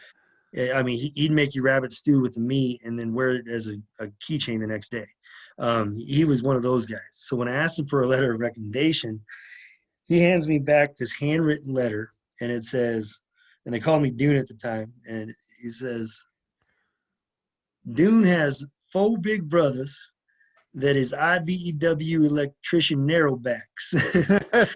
and he wants to be a linesman, and that says a lot. Hire this boy. Did you keep that? Dude, I submitted it to our committee and with my Oh application. man, it would have been cool to It's photocopy still that. I can go pull it out of my file where I work right now. Oh, that's so awesome. And the committee members were reading that. One of them, Jimmy Skinner, was in there. All these different hot shots. Trade. You got household names in your industry, in your area. Yeah. Same for our regions. We got all our guys that everybody knows of, been around for years, and those are the guys interviewing me at the time. And they all got a pretty good rise out of that letter. Yeah. How organic it was. Yeah. It was just genuinely organic from the heart. I It's never awesome. looked at it like that. I never compared myself and said, I don't want to be a narrowback. I want to be a lineman, Yeah. But Larry saw it from that lens and decided that that's what held weight to him, Yeah. So it's pretty It's cool. legit. You can't argue with that. Yeah, absolutely, absolutely. I was a shoe-in as a narrowback. That would have been no problem. So you moved through your career. When did you actually start and get that apprenticeship? Um, like when did the apprenticeship actually start for The you? apprentice, that was in August of 11. Went to climbing class. Like I said, there were 500 lines going on everywhere. Mm-hmm. They were real eager to get guys because some of these guys were still employed and they needed guys for the tower project. And the apprentices are the best candidates because they Yeah. can't leave. It's such a transient workforce on and off those projects when guys realize I don't like it, it's too hard, it's too heavy, it's not what I signed up for, I'm only here because I got a DUI, whatever it is. Yeah. There's a lot of reasons, but Yeah. there's a lot of miserable people on those jobs. Yeah. So anyway, handful of us, I'd never climbed before. And I got another story about hospitality. I'm in tools where a guy from SoCal Edison, him and I became friends through our daughter's sports. And they had a tool loan program where you basically just point at the tool in the catalog and they just did a payroll deduction. Oh yeah. Well, this guy, Andy McGee, did that for me. He just said, just circle a bunch of shit and I'll order it. Just give me $50 a week until you get me paid off. That's So awesome. my tools were from him through this, and they're next to brand new. And I never really climbed before, other than Johnny would take me out. We'd go grab a 12-pack of beer, go out into a vineyard somewhere, and he'd have me pull some staples, and we'd take a little ditty bag of staples, and he'd have me restaple an energized pole ground. Yeah.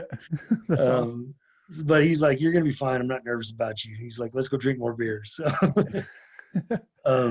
anyway, I'm in climbing class, get released from that. Everything's good to go. Go back to my old crew. Work's drying up. GF says, "Hey, I can get you a spot out there on the 500 line. They're working 610s. It'd be an opportunity for you to get some real money." I was like, "Cool that, man." I said, "You don't think it'll rub them the wrong way with my wife's due in 2 weeks. I got twin boys on the way. I'm a first step apprentice. I'm going out on a tower project, and now I got to take a week off for the babies." And he said, "Oh, go figure it out." So I get out there with these Navajos and Navajo Indians from the Four Corners, Clint Singer and Ray Gilmore. I remember their names, because they have an impact on your life, man. Yep. And worked my tail off with those dudes for a couple of weeks. Told them I got kids coming and I'd be off for a minimal amount of time, and made a decent enough impression on them to where they were like, "Yeah, dude works hard. We'll see you when you get back." And um, went back to work with them. Spent about 4 or 5 months with them until they drug. Went out to New Jersey. Then that's when I got adopted by Farron Bansters from Iowa. And I really seen the effectiveness of being orderly and organized and planning and not guessing and being intentional, because the Navajos, hardworking people, don't get me wrong, but they would wing it. And they would wing it. We were doing some complicated stuff, man. We were landing split bridges, so you got two 20,000-pound picks on crutches, 200 feet in the air, and you got to marry these suckers together. And the Navajos were willing to guess, and we were breaking shit. I remember shearing a 1-inch grade 8 bolt, Mm-hmm. and that whole tower shaking. You're 200 feet up, and just because they weren't willing to ask for advice, Yeah. and even if they listen to this, they know how I feel. I love Yeah. those guys, but then we go over with Farron and do the same job. It gets done in half the time, smooth as can be, only a few strokes of the hammer. The stuff's all hooked up to rigging, and Yeah. you got hoist for leverage and positioning, and every swipe of that hoist does something to that tower and bring it together with intention. And that's where Farron was, very systematic guy. Just the king of the burn knot. The burn knot's your best friend on that transmission, and he showed us a million ways to apply it. And all the work we did was nothing but helicopter work. So Mm-hmm. anytime we were stacking, we were either catching quarters with the K-Max or the sky crane show up, and we go and bolt picks.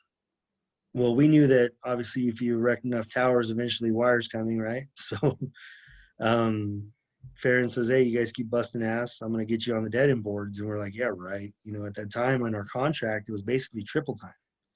So we were above 85 feet and we're on the dead end boards. And once you cut wire, you know, now you're just suspended in rigging. Yep. You're on triple time. So we're kind of rolling our eyes like all these, you know, wire gods are going to come in here and punk the apprentices. And the thing about Farron is he gets frustrated with linemen because they're kind of the rogue warrior. He knows how to cut a dead end and he needs it done a certain way and he's got to be systematic and so he doesn't like linemen because they're not very pliable and he finds a lot of them getting frustrated with how technical he can be. Sure. But apprentices can't argue, you know. Yeah. And not only that, it's a virgin situation. So the way he shows me is It's the the way way. I'm going to know how to do it. I got no Yeah. rebuttal. I Yeah. didn't do it this way in Oklahoma, and I didn't do it that way in Florida, just to come here and have you tell me to do it this way, right? Yeah. So me and my buddy Jose, we got a little rotation figured out. Sure enough, he's got us on the dead end boards and once again all helicopter work and got to see some Cool. pretty cool stuff and nothing went wrong. It was 500 line, we were dead ending bundle 2156 and you know, those assemblies, just how many shackles and plates and different things are. Totally. And it was all de-energized work, but you know, you have induction that's a concern Oh, and it's a lot of in pieces. series and what that did for me as far as my foundation and all the different considerations between what's coming in, what's going out, what's being cut, what stage are we at? Okay, well, that's your portion of the board. That's your portion of the board. Well, you're bitch at the back of the board. And, you know, everybody has their role. And I remember going out like that first day and you got like these athletic, you know, 25, 30-year-old dudes that are over there just swiping on those hoists and they're just going for it. And Farron's like, ignore them. Don't even look over there. And he says, we'll be kicking their ass after our third one, I promise you. And he says, just buy into the system. Those guys already knew how to cut dead ends, according to them, right? But Farron's just said, pay attention here. Don't look over there. Sure enough, dude, we're smoking them by our third one. We weren't even breaking a sweat. So just Real. being systematic, being orderly. So then after about a year on the tower project, Curtis Page calls me up, the guy who was staying in his trailer. He says, hey, I got a buddy building a crew out here in Redlands, man. And call the apprenticeship up and see if we can move you over here. I know it's the same company, but other than transmission, works lean everywhere else. So I called up the director down there and I said, hey, here's what's going on. Can I get your thumbs up? And he says, I don't have work for you anyway. And I was going to pull you off that project, put you on unemployment until a job came along. So go ahead and take it. Nobody else was unemployed. Everybody's working. The stars worked perfect for me. So I ended up falling in the lap of a guy named Chris Kirkland. Chris, awesome. Him and I, we had this fun little banter because he was a school teacher for 8 years before becoming a lineman. Yeah. Awesome. So, you know, played college football. We had a lot of things in common. So he's a school teacher. I'm an ex-cop. He'd call me a racist and I'd call him a child molester. So you know, we'd had a lot of fun with that, you know, because the stereotypes that people have Yeah. of certain Yeah. industries. And, Totally. we had a lot of fun with that, you know, from day one. And it was the right amount of line work. Chris was a first-time foreman at the time, overachiever, very smart guy. We had a stubborn Texan working with us. There's always a stubborn Texan, Always. and I'll leave his name out of it. But we had that guy who smoked all the time and told cool stories, and then we had me. So we Good. had all the Good makings. mix. Yeah, all the makings for a fun time. And then my apprenticeship was just smooth. I was around nothing but top notch guys who loved to teach, and I took every opportunity I could to learn and topped out right on time with, you know, 10,000 hours in my apprenticeship, went smooth as can be. I needed 7,000, got 10,000, so do the math. Yeah. You know, you're working on average 70 to 80 hours a week, Yeah. but in reality, some of those were 100+ hour weeks. Yeah. Came a journeyman in 15. At that time, the yards that I would have loved to have worked at were either laying off or drying up. Yeah. So kind of fished around a little bit and found an opportunity back in that Redlands yard, me and my buddy that I journeyed out with. So here we were, two rookie journeymen with an unstable always job shopping, always moving around, gypsy foreman, and a 4-step apprentice. It's like that story they always tell you, you know, do you have what it takes when Yeah. you're the lead lineman on a crew and you got that 4-step apprentice and all this, you know how it goes. Yeah. Yeah, there we were. And me and Clint Cruz, we just got together and we knew what needed to be done. We were both taught pretty well, both had a lot of common sense, and got to work. And it was scary, the competency of hands that we encountered, Mm. because at that time the books were so lean and everybody was where they wanted to be. So if anybody need manpower, either it was very calculated, if you know what I mean, Yep. Yep. or you're taking the bottom of the barrel and you're guessing. Gotcha. I mean, we had legitimate child molester come on the crew one time.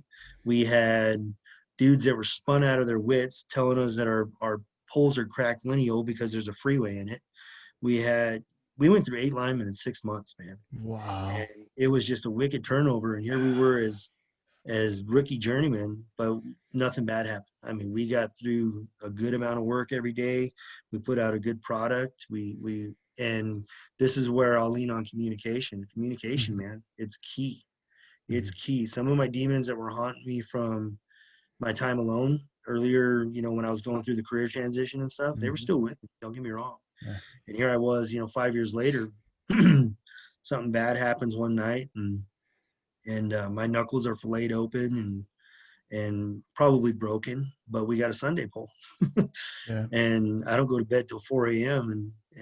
But I'm at work at 6. But I communicate to my partners and I said, hey guys, for one, take a look at my hands. Secondly, they're not going to fit in my gloves today. So all of a sudden, foreman becomes lineman and I become foreman Yeah. real quick, to make it happen. So you got to do what you got to do, but don't hide those problems and don't pretend they're not existing. Yeah. And you got to communicate to your partners what you're going through. If you're going to show up to work and your head's not cut in, which sometimes you got to do what we got to do. If we want to hold a job, the best ability is availability, right? So Yeah. got to be there. And so I went to work that day despite my adversities and my head noise and my family dramas from the night before. And the key ingredient to why it was a successful day was that I told my buddies what was going on.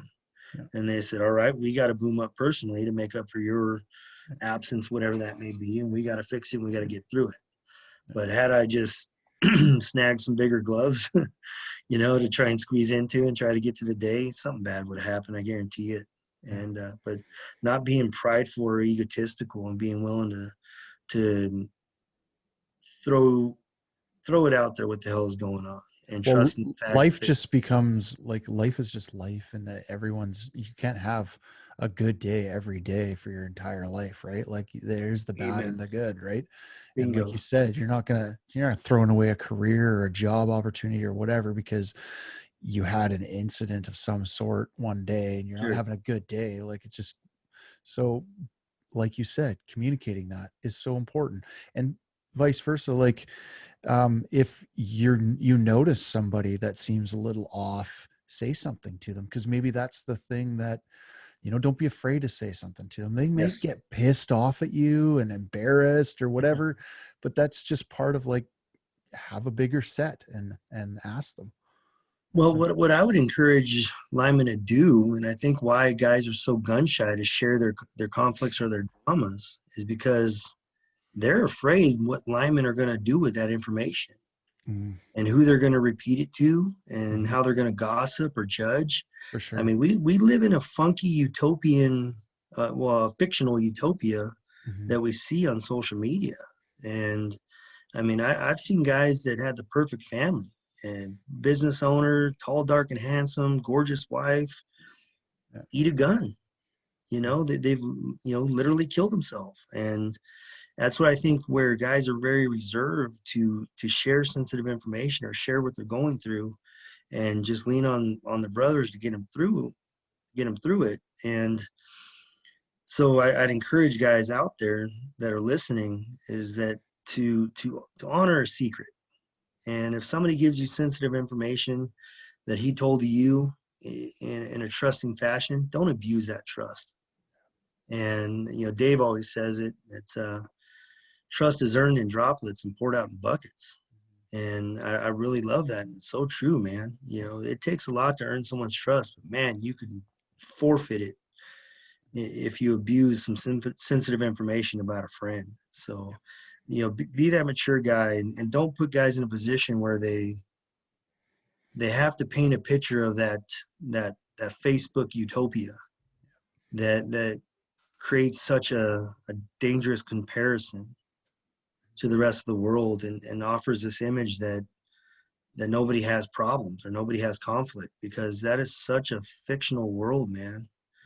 And and the reason why I'm saying this with such a heavy heart is in early December, one of our apprentices, he's a 4-step apprentice. I made him earn it. His 4th step test, he failed 2 times and then came back on his 3rd, just guns blazing. Combat veteran, suffering from PTSD.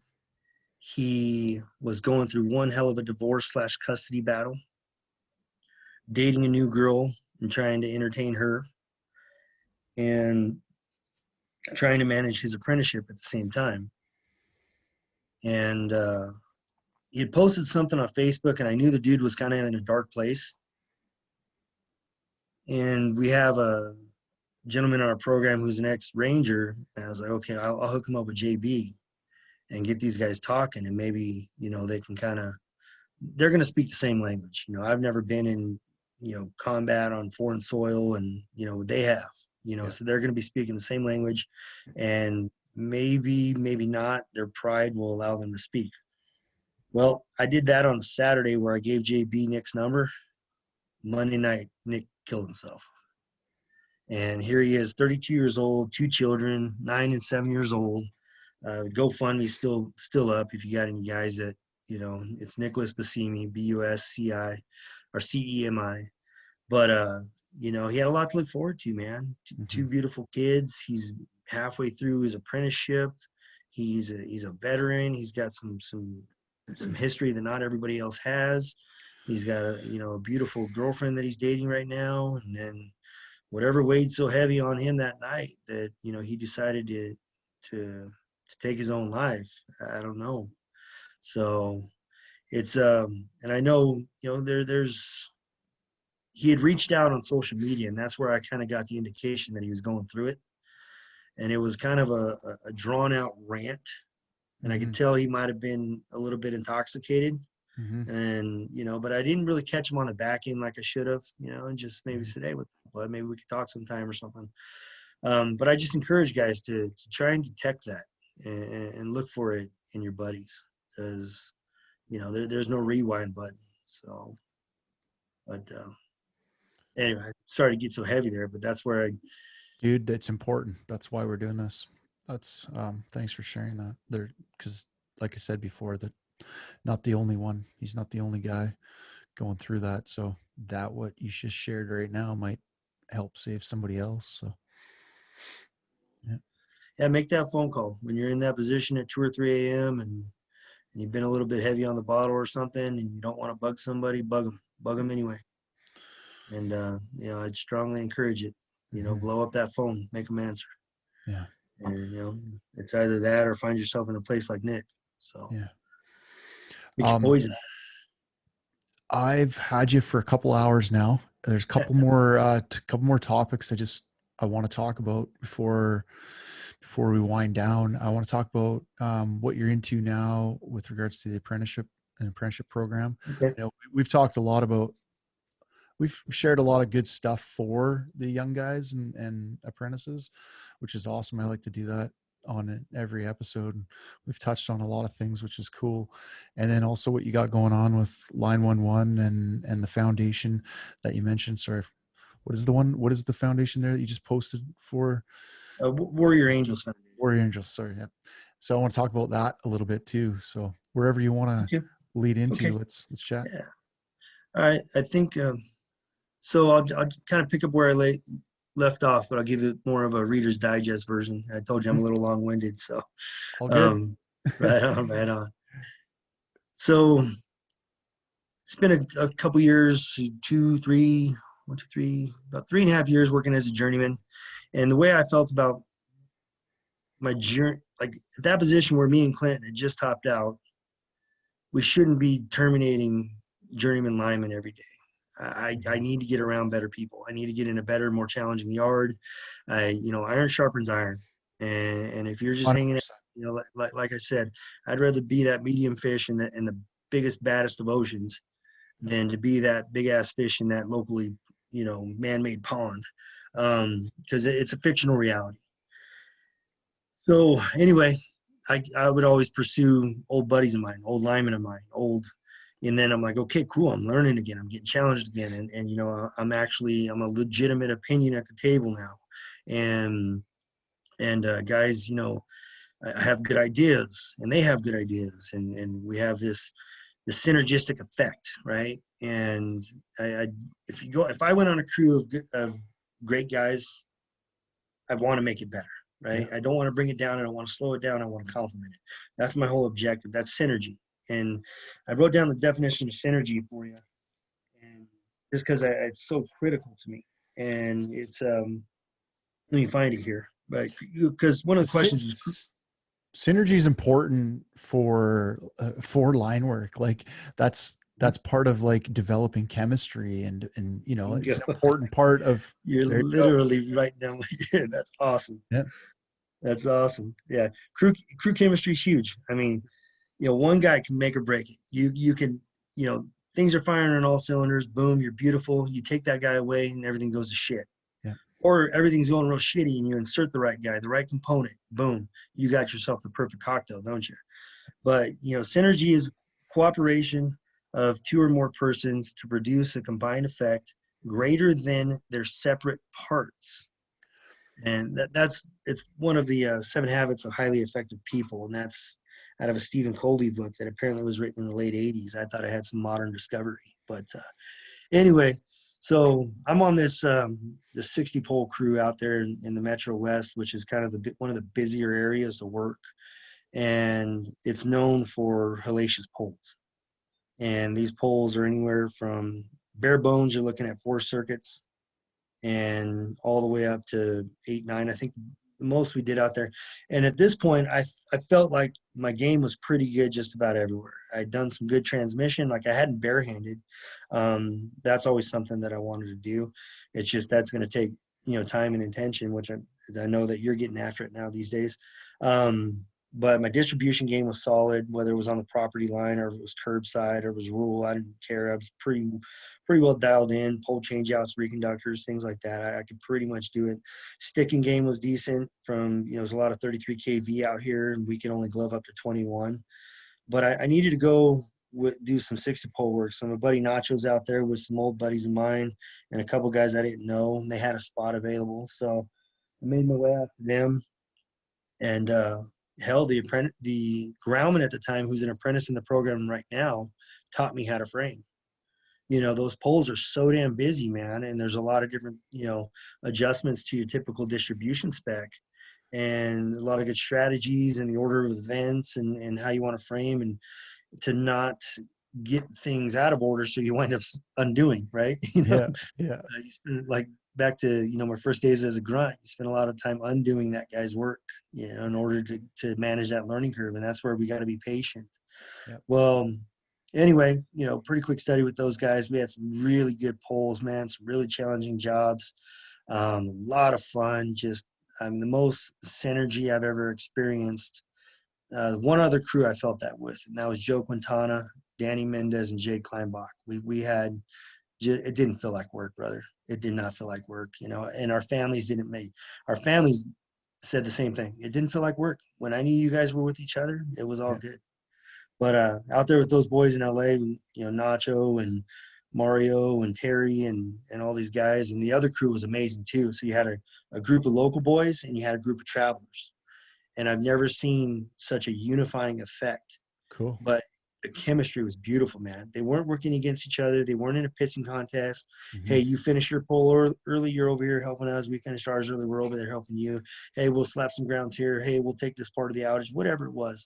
And that was a lot to do with Devin, who was managing everything. You know, he'd always get everybody as close by as possible so that we could have those resources from one another.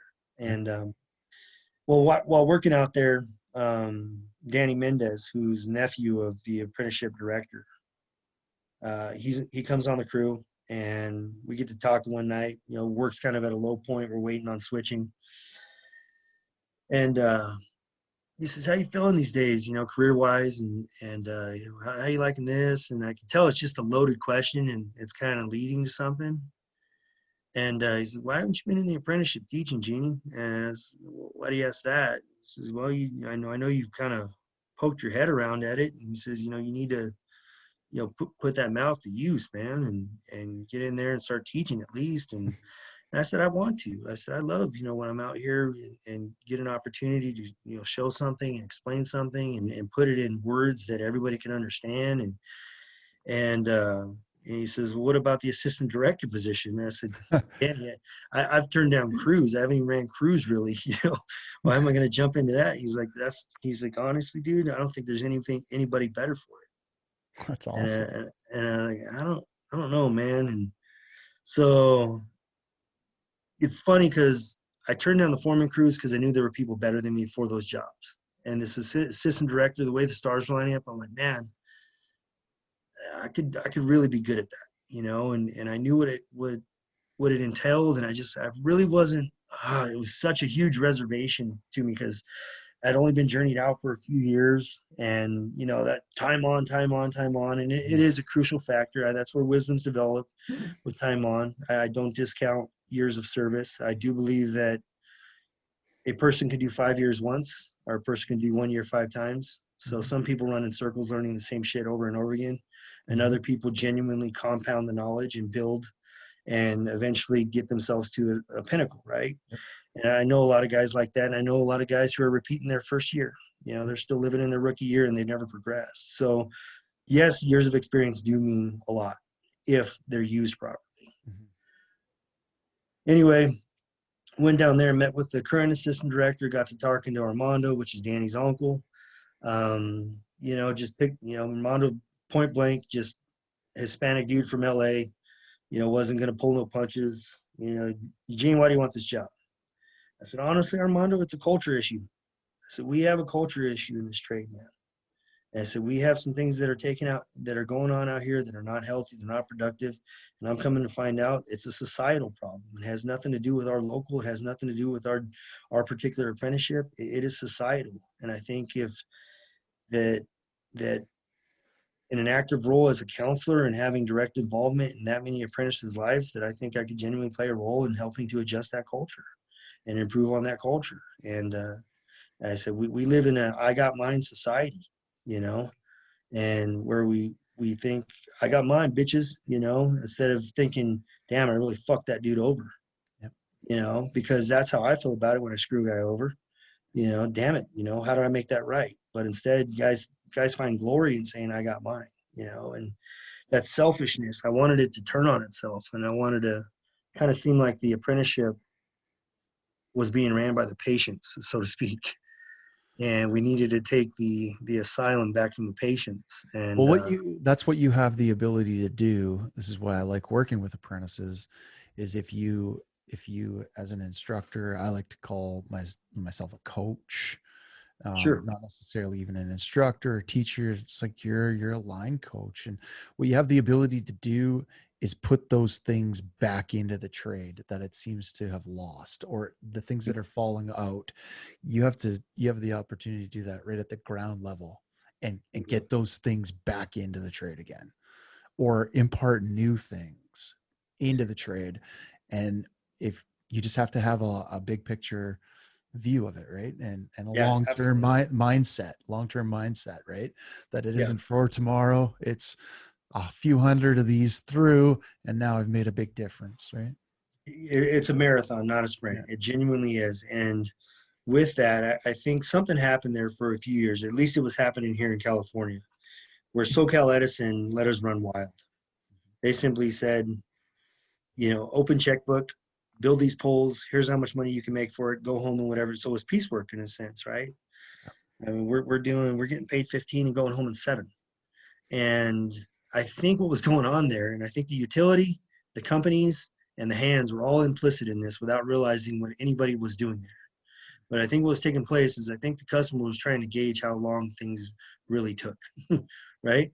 They can get an honest assessment when they look at it from that lens. I don't know that. That's me just throwing out this because I knew going through it, this isn't going to last.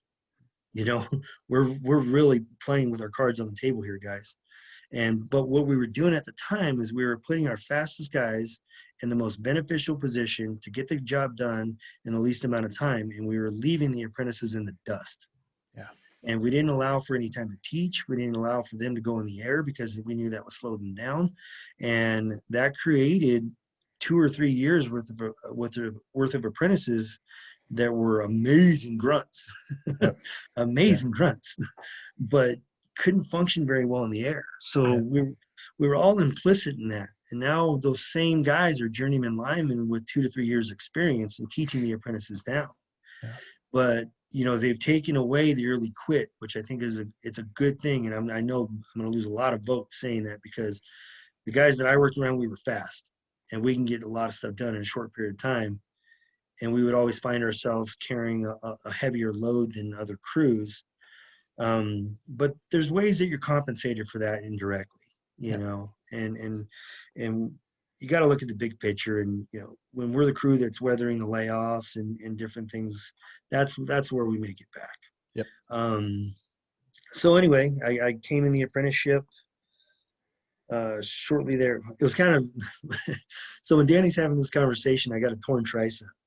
I have a torn tricep for wrestling my buddy at work. So got a torn tricep. Danny's basically tickling my ear with this office job. And the stars are kind of lining up. Stars aligned again, yeah. And I'm thinking to myself, like, no, too early. And then I called up some guys that I know are very critical, very opinionated, and asked them their opinion on it. And they both, a couple guys, they just said, get your ass in there. You're dumb if you don't. And called him my brother Tim, huge mentor of mine. I said, how do you feel about this? He says, you'd be an idiot if you did, Eugene. He says, because I want you to close your eyes when I ask you this question. If not you, then who? And I'm like, ooh, I got chills when he asked that, because there's some people that can really wreck this train, and probably great intentions, terrible style. So anyway, I took the job in January of 19. So I've been there for about 2 years now, and working for a gentleman named Don Jameson. Armando retired. Don's got the reins now. Don had ran Missouri Valley, worked out in the Northwest for a little bit.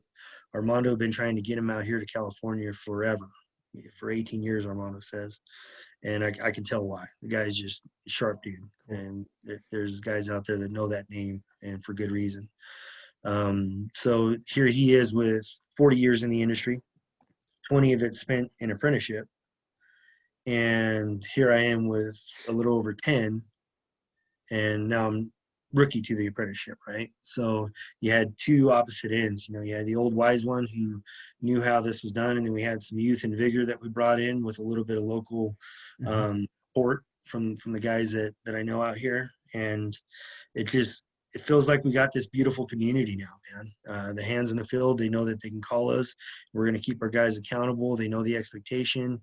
The apprentices know that they're going to have to, run fast and jump high. They back to the, so here's where I was going with that Jordan thing earlier. When I said jump high, that popped in my head.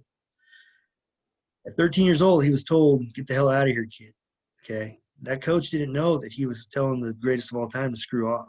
Mm-hmm. So when we get an apprentice and we prematurely write him off as a piece of shit on account of very, very short-term judgment, you may be talking to the future Michael Jordan of the line trade. You have no idea. And are you going to take the time? Are you going to be the guy that develops that talent? Are you going to be the guy who takes the time to try and recognize genuine potential? Does he have a great attitude? If he does, that should buy him some time. Does he work his ass off? If he does, that should buy him some time.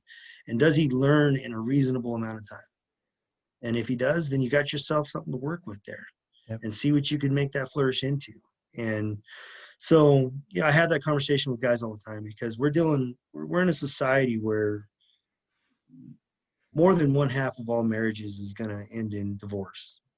And I think we're at 52% of all marriages. So 52 out of 100 kids are born out of wedlock. So contained within that, there's going to be some absentee fathers, and we're going to get some of those guys in our industry. And you might be the first masculine figure that he has ever seen. Yep. You could write him off and say, hey, it isn't my problem to raise that kid. You know, I didn't stick my pee-pee in something and he came out. It's not my job. But he's here, and he may have an insane amount of potential. And like you said, you're a coach, right? Coaches unlock potential. Yep. And potential is wasted talent. And wouldn't it be cool to look back and say, hey, you showed up to me, your hands were soft, you didn't know how to swing a hammer, and look at you now. Yep. You know, and you got to view these guys as a project. And I see it more and more. I see guys really buying into that and viewing it from that lens. And I'm real proud that guys are, linemen out there, are taking the patience, are taking the time to work with these guys. It's nice to see, because it seemed like it was fading for a while. It was gone, man. Yeah. If it wasn't gone, it was definitely close to it. That master apprenticeship, like apprentice master relationship, like a tradesman relationship, right? Yes, absolutely. I'm going to teach you my craft. Come alongside me. I'm going to get you through this. You're going to be the best craftsperson, tradesperson there is at the end of this. Best journeyman lineman. But yeah, fuck yeah. That's part of being a lineman, is to be that. It's your responsibility. You can't, somebody taught you. What are you just going to take? Are you just going to take that? And you're just going to be like, yeah, it's my right now to be this. Like, beat it. I think that somebody that taught you, their return on investment is not only your performance, but you reciprocating and paying that forward. You know, hey, if you made their day long, now it's time for somebody to make your day long. Now these guys are turnkey. I mean, we love it when we get a turnkey apprentice, but guess what? Somebody made him that way. Yeah. Now it's your turn to make a turnkey apprentice. And right about the time you do, it's time for him to go somewhere else. On the line 1-1, on the clothing thing. So what happened there is we were having a bit of call it a feud. I live right now in Yucaipa, California, which is about 25 minutes west of Palm Springs and 20 minutes from our local union hall. And Local 47, it is a busy hall. There's a lot of work that takes place here in Southern California, work with guys from all over the country. I take pride in my local. There's reputations that California hands have. Typically really high caliber California hands. I got to be careful here because I don't want to sound offensive to travelers or anything, but we work with a lot of travelers. Is the bottom line. And there's great weather here. The contract is very, very sexy. All overtime is double time. You know, everybody in line work knows this. Yeah. It's not a secret. And you got work to get done. You know, like you got always work on the calendar. Yeah. If you want time, you come to California. It's a great way to support yourself and your family. So anyway, we'd encountered something after a big contract shake. And after this big contract shake, and I'm going to leave names out of it because I moved past things. And, you know, some of these guys I'm friends with now, even though at the time we would have spilled blood happily over each other. Well, there was kind of this book 2, book 1 thing going on. And the yard there that had 36 crews to manage, the superintendent was a guy from Mountain States. And what would happen is he would have us teach his guys underground. And the second they got tuned up, we were the bastard child, got swept. Okay, well, we're reconducting the property line and doing anywhere from 8 to 15 sticks a day, giving them conductor and cutting it over to the new backbone, you know.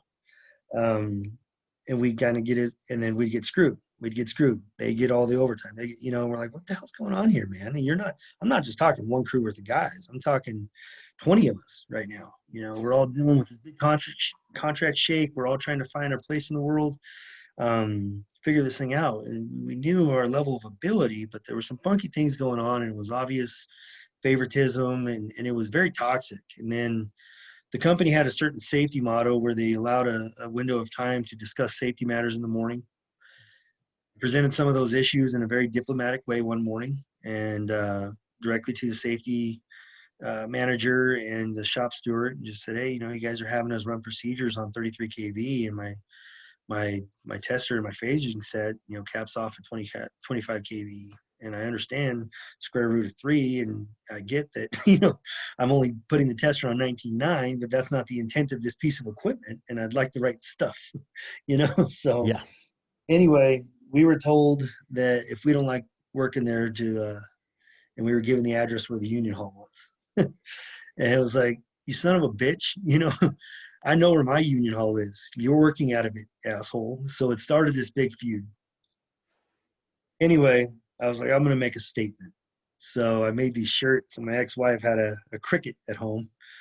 So, and we're friends. So I had her design this shirt, and it said, Local 47 Line Hands, Book 1. And so I put together these shirts. Awesome. I printed them on some badass shirts too, real comfortable. The same shirts we print on now, athletic fitting, and I couldn't make any money off them. That wasn't my intent. I made stickers for the foreman pickups, everything. I'm like, we're taking this bitch back. So awesome. And that superintendent was screwing up just enough to give me plenty of ammunition. I mean, he was screwing up in major ways. And if he hears this, he knows I'm talking to you, Jeff. And we've smoothed things over, and we're professional, mature about things here in the aftermath. At the end of the day, he got fired. It took a little while. Don't get me wrong, but this trade's huge, man, and you never know who you're talking to, and be proud of your actions. And so what ended up happening is those Book 1 shirts got so popular, and I kept on getting phone calls for them. And I'm getting phone calls. Hey, you got any more shirts? I'm like, dude, my ex-wife moved to Texas. The cricket's gone, But I'd always been pretty crafty with words and different. I'd love to cite, different proverbs and quotes, and there was a lot of things that meant a lot to me. Yeah. So I kept talking about it with my wife, and I said, why don't I reincarnate that shirt, but in a more productive way? Drop the Book 1 thing, because it is divisive, territorial, but at the same time, it shows a sense of pride. So what I did is I do 47 line hands, raising the standard by restoring the brotherhood. And that was our main shirt. And I was like, that's a unifier right there. And then all of a sudden the guys from 1245 in NorCal are calling me up, hey, where's ours? Yeah. And so then I kind of did a 1245, 47 merging, restoring the brotherhood, and started really building that network. And because there's always been kind of an adversarial, NorCal hands better than SoCal hands. Hey guys, we all know and love each other, man. Let's knock this shit off, And so there's a unifying effect. The more we talk, the more we're the same. You guys are good at certain things that we're not, and vice versa. Yeah. So it started with that shirt, and then my wife's an ER nurse and works trauma unit, and then I had the law enforcement background, so we kind of merged it all together with that Cool. symbol, with the heartbeat, and so line 11. Yep. So that's how it all came together, and That's really cool. The Warrior Angels Foundation. I had heard a guy named Andrew Marr, he's an ex-Special Forces Green Beret, on Joe Rogan one day. Mm-hmm. And the way he described himself and what he was going through with a traumatic brain injury, I've never been clinically diagnosed traumatic brain injury, but his behaviors were synonymous with mine. Just irrational, emotional, sense of self-worth, insomnia, you name it. Yeah, I had it. So as he's telling his story, gets into hormones and how traumatic brain injury affects the pituitary gland. Pituitary gland is the motherboard, if you will, of the hormone regulation in the body, and what that segues into. And anybody who's listening to this that wants to hear his story, it's a pretty impressive story. But it's the original episode was episode 1056, and that's with Mark Gordon and Andrew Marr on Joe Rogan together. And then they most recently went on again. And so Warrior Angel Foundation is starting to take flight. And what they're doing is they're taking, predominantly working with veterans, but they're digging into anybody with TBI. You take a guy like a Hall of Fame linebacker like Junior Seau, and I'm pretty sure his brain was affected from his 250-pound world-class athlete body taking all of his energy and smacking his noggin into another world-class athlete's body day in and day out for 20 years of his life. I'm pretty sure he's suffering from traumatic brain injury. So Andrew's opened the door um, to fighters, to football players, to anybody who feels that I got a legitimate problem here. And some of these different functions are probably as a result of a traumatic brain injury once upon a time. And so the content, it's illustrated really, really well on Rogan. The first episode, it's a little bit elementary compared to where they're at now, because that was 2 years ago, and in 2 years of development and cases, Tons of time. Yep. tons of time, especially when you're paying that close of attention to your results. And Andrew himself went from being on a dozen different meds, being treated by the VA, and basically a functioning alcoholic, to gone, poof, not on one medicine, nothing. And it all had to do with the hormone regulation in his body. Amazing. So we take a little bit of money from every shirt we sell and give a donation to the Warrior Angels Foundation. And it's been a lot of fun.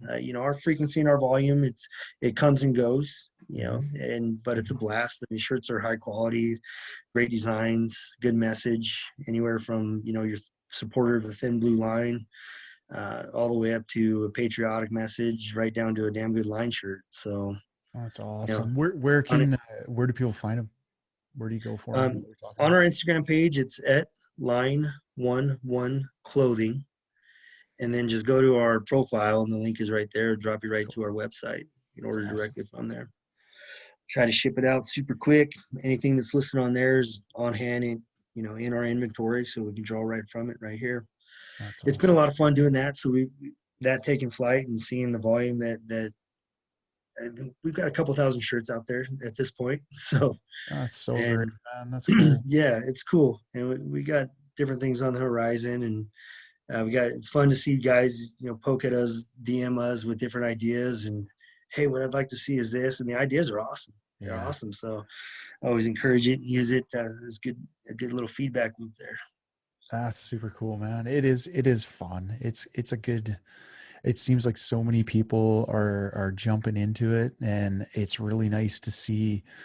It's just nice to see the trade being recognized, and that you got all these different platforms for us all to have this little voice and shout from our little pedestal about the thing that we love so much, and that everyone is really pretty genuine when it comes to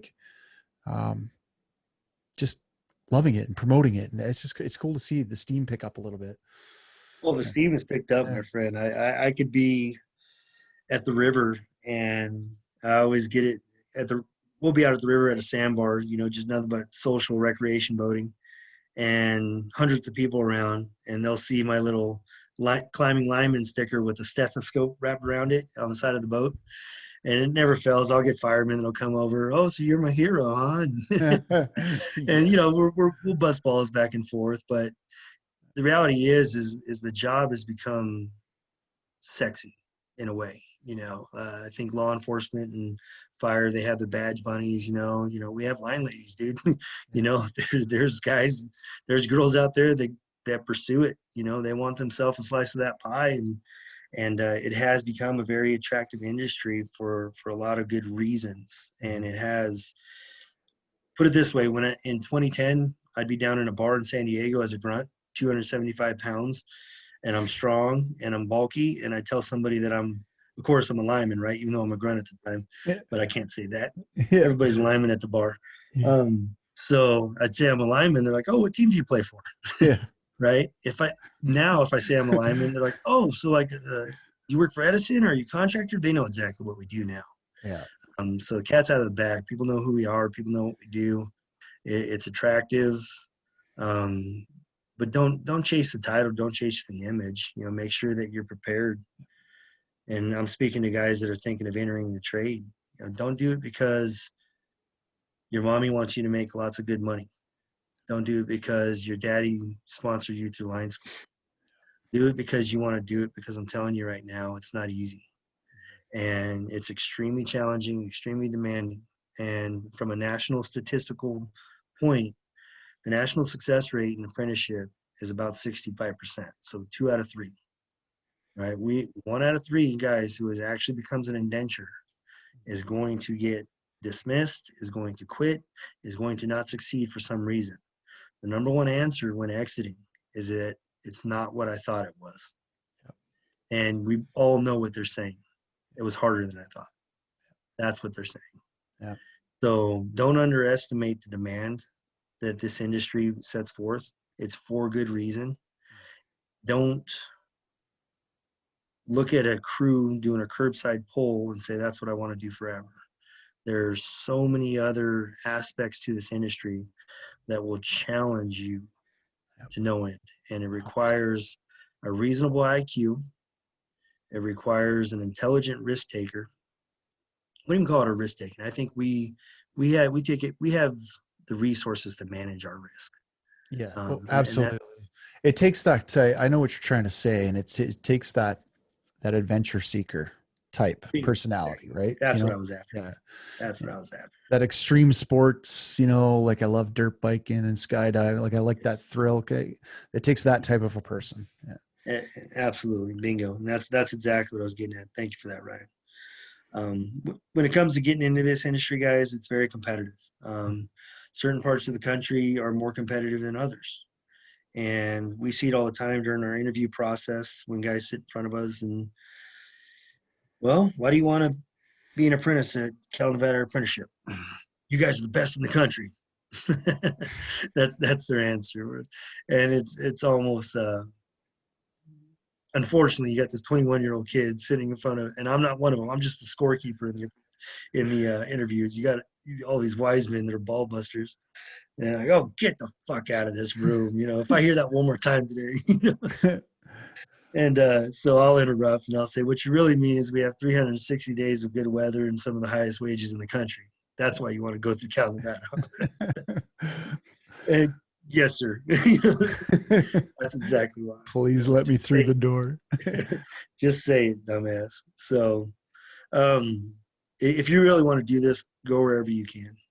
There's small municipalities with utilities all the way up to major apprenticeships like ours. We're kind of mid-range. We have a student enrollment of about 540. Albat, I think, has 1,400. Yeah, about 1,400, and we only cover 2 states, one of which is very, very populated. Nevada, not so much. Other apprenticeships cover, I think, up to 8, if I'm not mistaken, Missouri Valley. So there's opportunity throughout the country, and if you genuinely want to get in, you're going to go wherever it takes.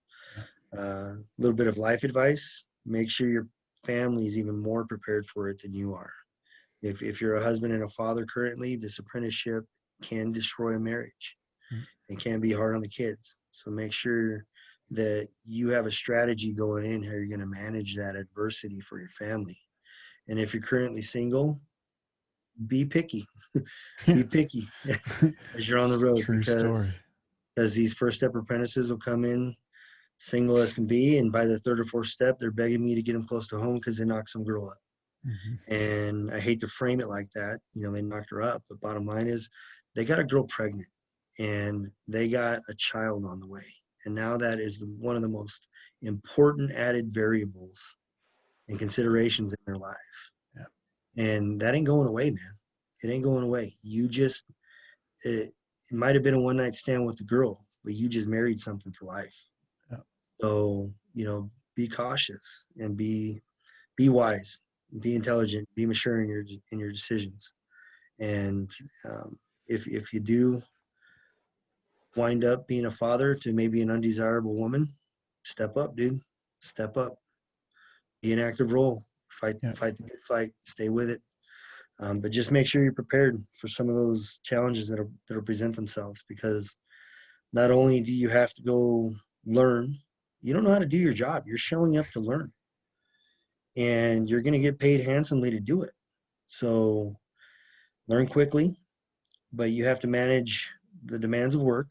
You have to manage the demands of family. You have to manage the demands of the curriculum. And working long hours isn't an excuse for any of them. You still have to be a dad. You still have to be a student. And you still have to somehow manage to learn and take what you learned yesterday and apply it to tomorrow. Yeah. And it's a beautiful industry, man. If they Fantastic. offered me brass on my collar to go back to law enforcement today, not a chance in hell. Not a That's chance in good. hell. That's good to hear you say that, because that's one of my goals, is to have little kids playing with more bucket trucks and diggers than cop cars and fire trucks. Sorry It's for all happening, man. these It's officers happening. and firefighters out there, but I want diggers and buckets in the living rooms of every person that has a child. So Yeah, I know I'm not going to make friends in that. And I know there was a petition for first responders and different things. And, we're dealing with controlled variables in a lot of ways. We can open a circuit. yeah, We're not dealing with human reaction. no, no, There's a whole 100%, nother ball of wax. 100%. It's a Um, scary element. But anyway, go for it, brother. What do you got? no, well, I would love to have you back on the show. Actually, I would love to dive into a few of these topics that I feel like we just kind of skimmed over. And I think that you've got a lot more to talk about in some of these topics. We've been going for 2.5 hours now, so I think this Yeah. is probably a good place to take this one. But I would totally like to open it up to have you back on the show again and dive into some of these topics and talk about apprenticeship a bit more and talk about some of these other things a bit more if you're into it. So we should set I'd that love up. to. I'd love to. Yeah, we could set a good subject matter, get a good outline going, and 100%. and fantastic to hold a conversation with. I love what you're doing, man. This Cool. is good stuff. It I really is. appreciate it. I think this using our technology to help build the brotherhood and spread a positive message and get everybody coast to coast realizing that at the end of the day, whether you're a backwoods boy from Louisiana or a city boy like me, we can offer something to each other and genuinely establish and maintain that brotherhood and restore its reputation. That is a fascinating thing about this trade is like we get that ability to not only do this now, but we get the ability to actually go and work in different areas. Like next month, I'm going to be in Texas for a couple of months, like we get that ability to travel around. And while you're Yeah. working in Louisiana one day and then you're working in the city, the Mm-hmm. next in California. So like Sure. we get to share that, and yeah, that's cool. Anyway, Badass. I appreciate you coming on. Thanks for taking all this time with us today, and I can't wait to do it again, man.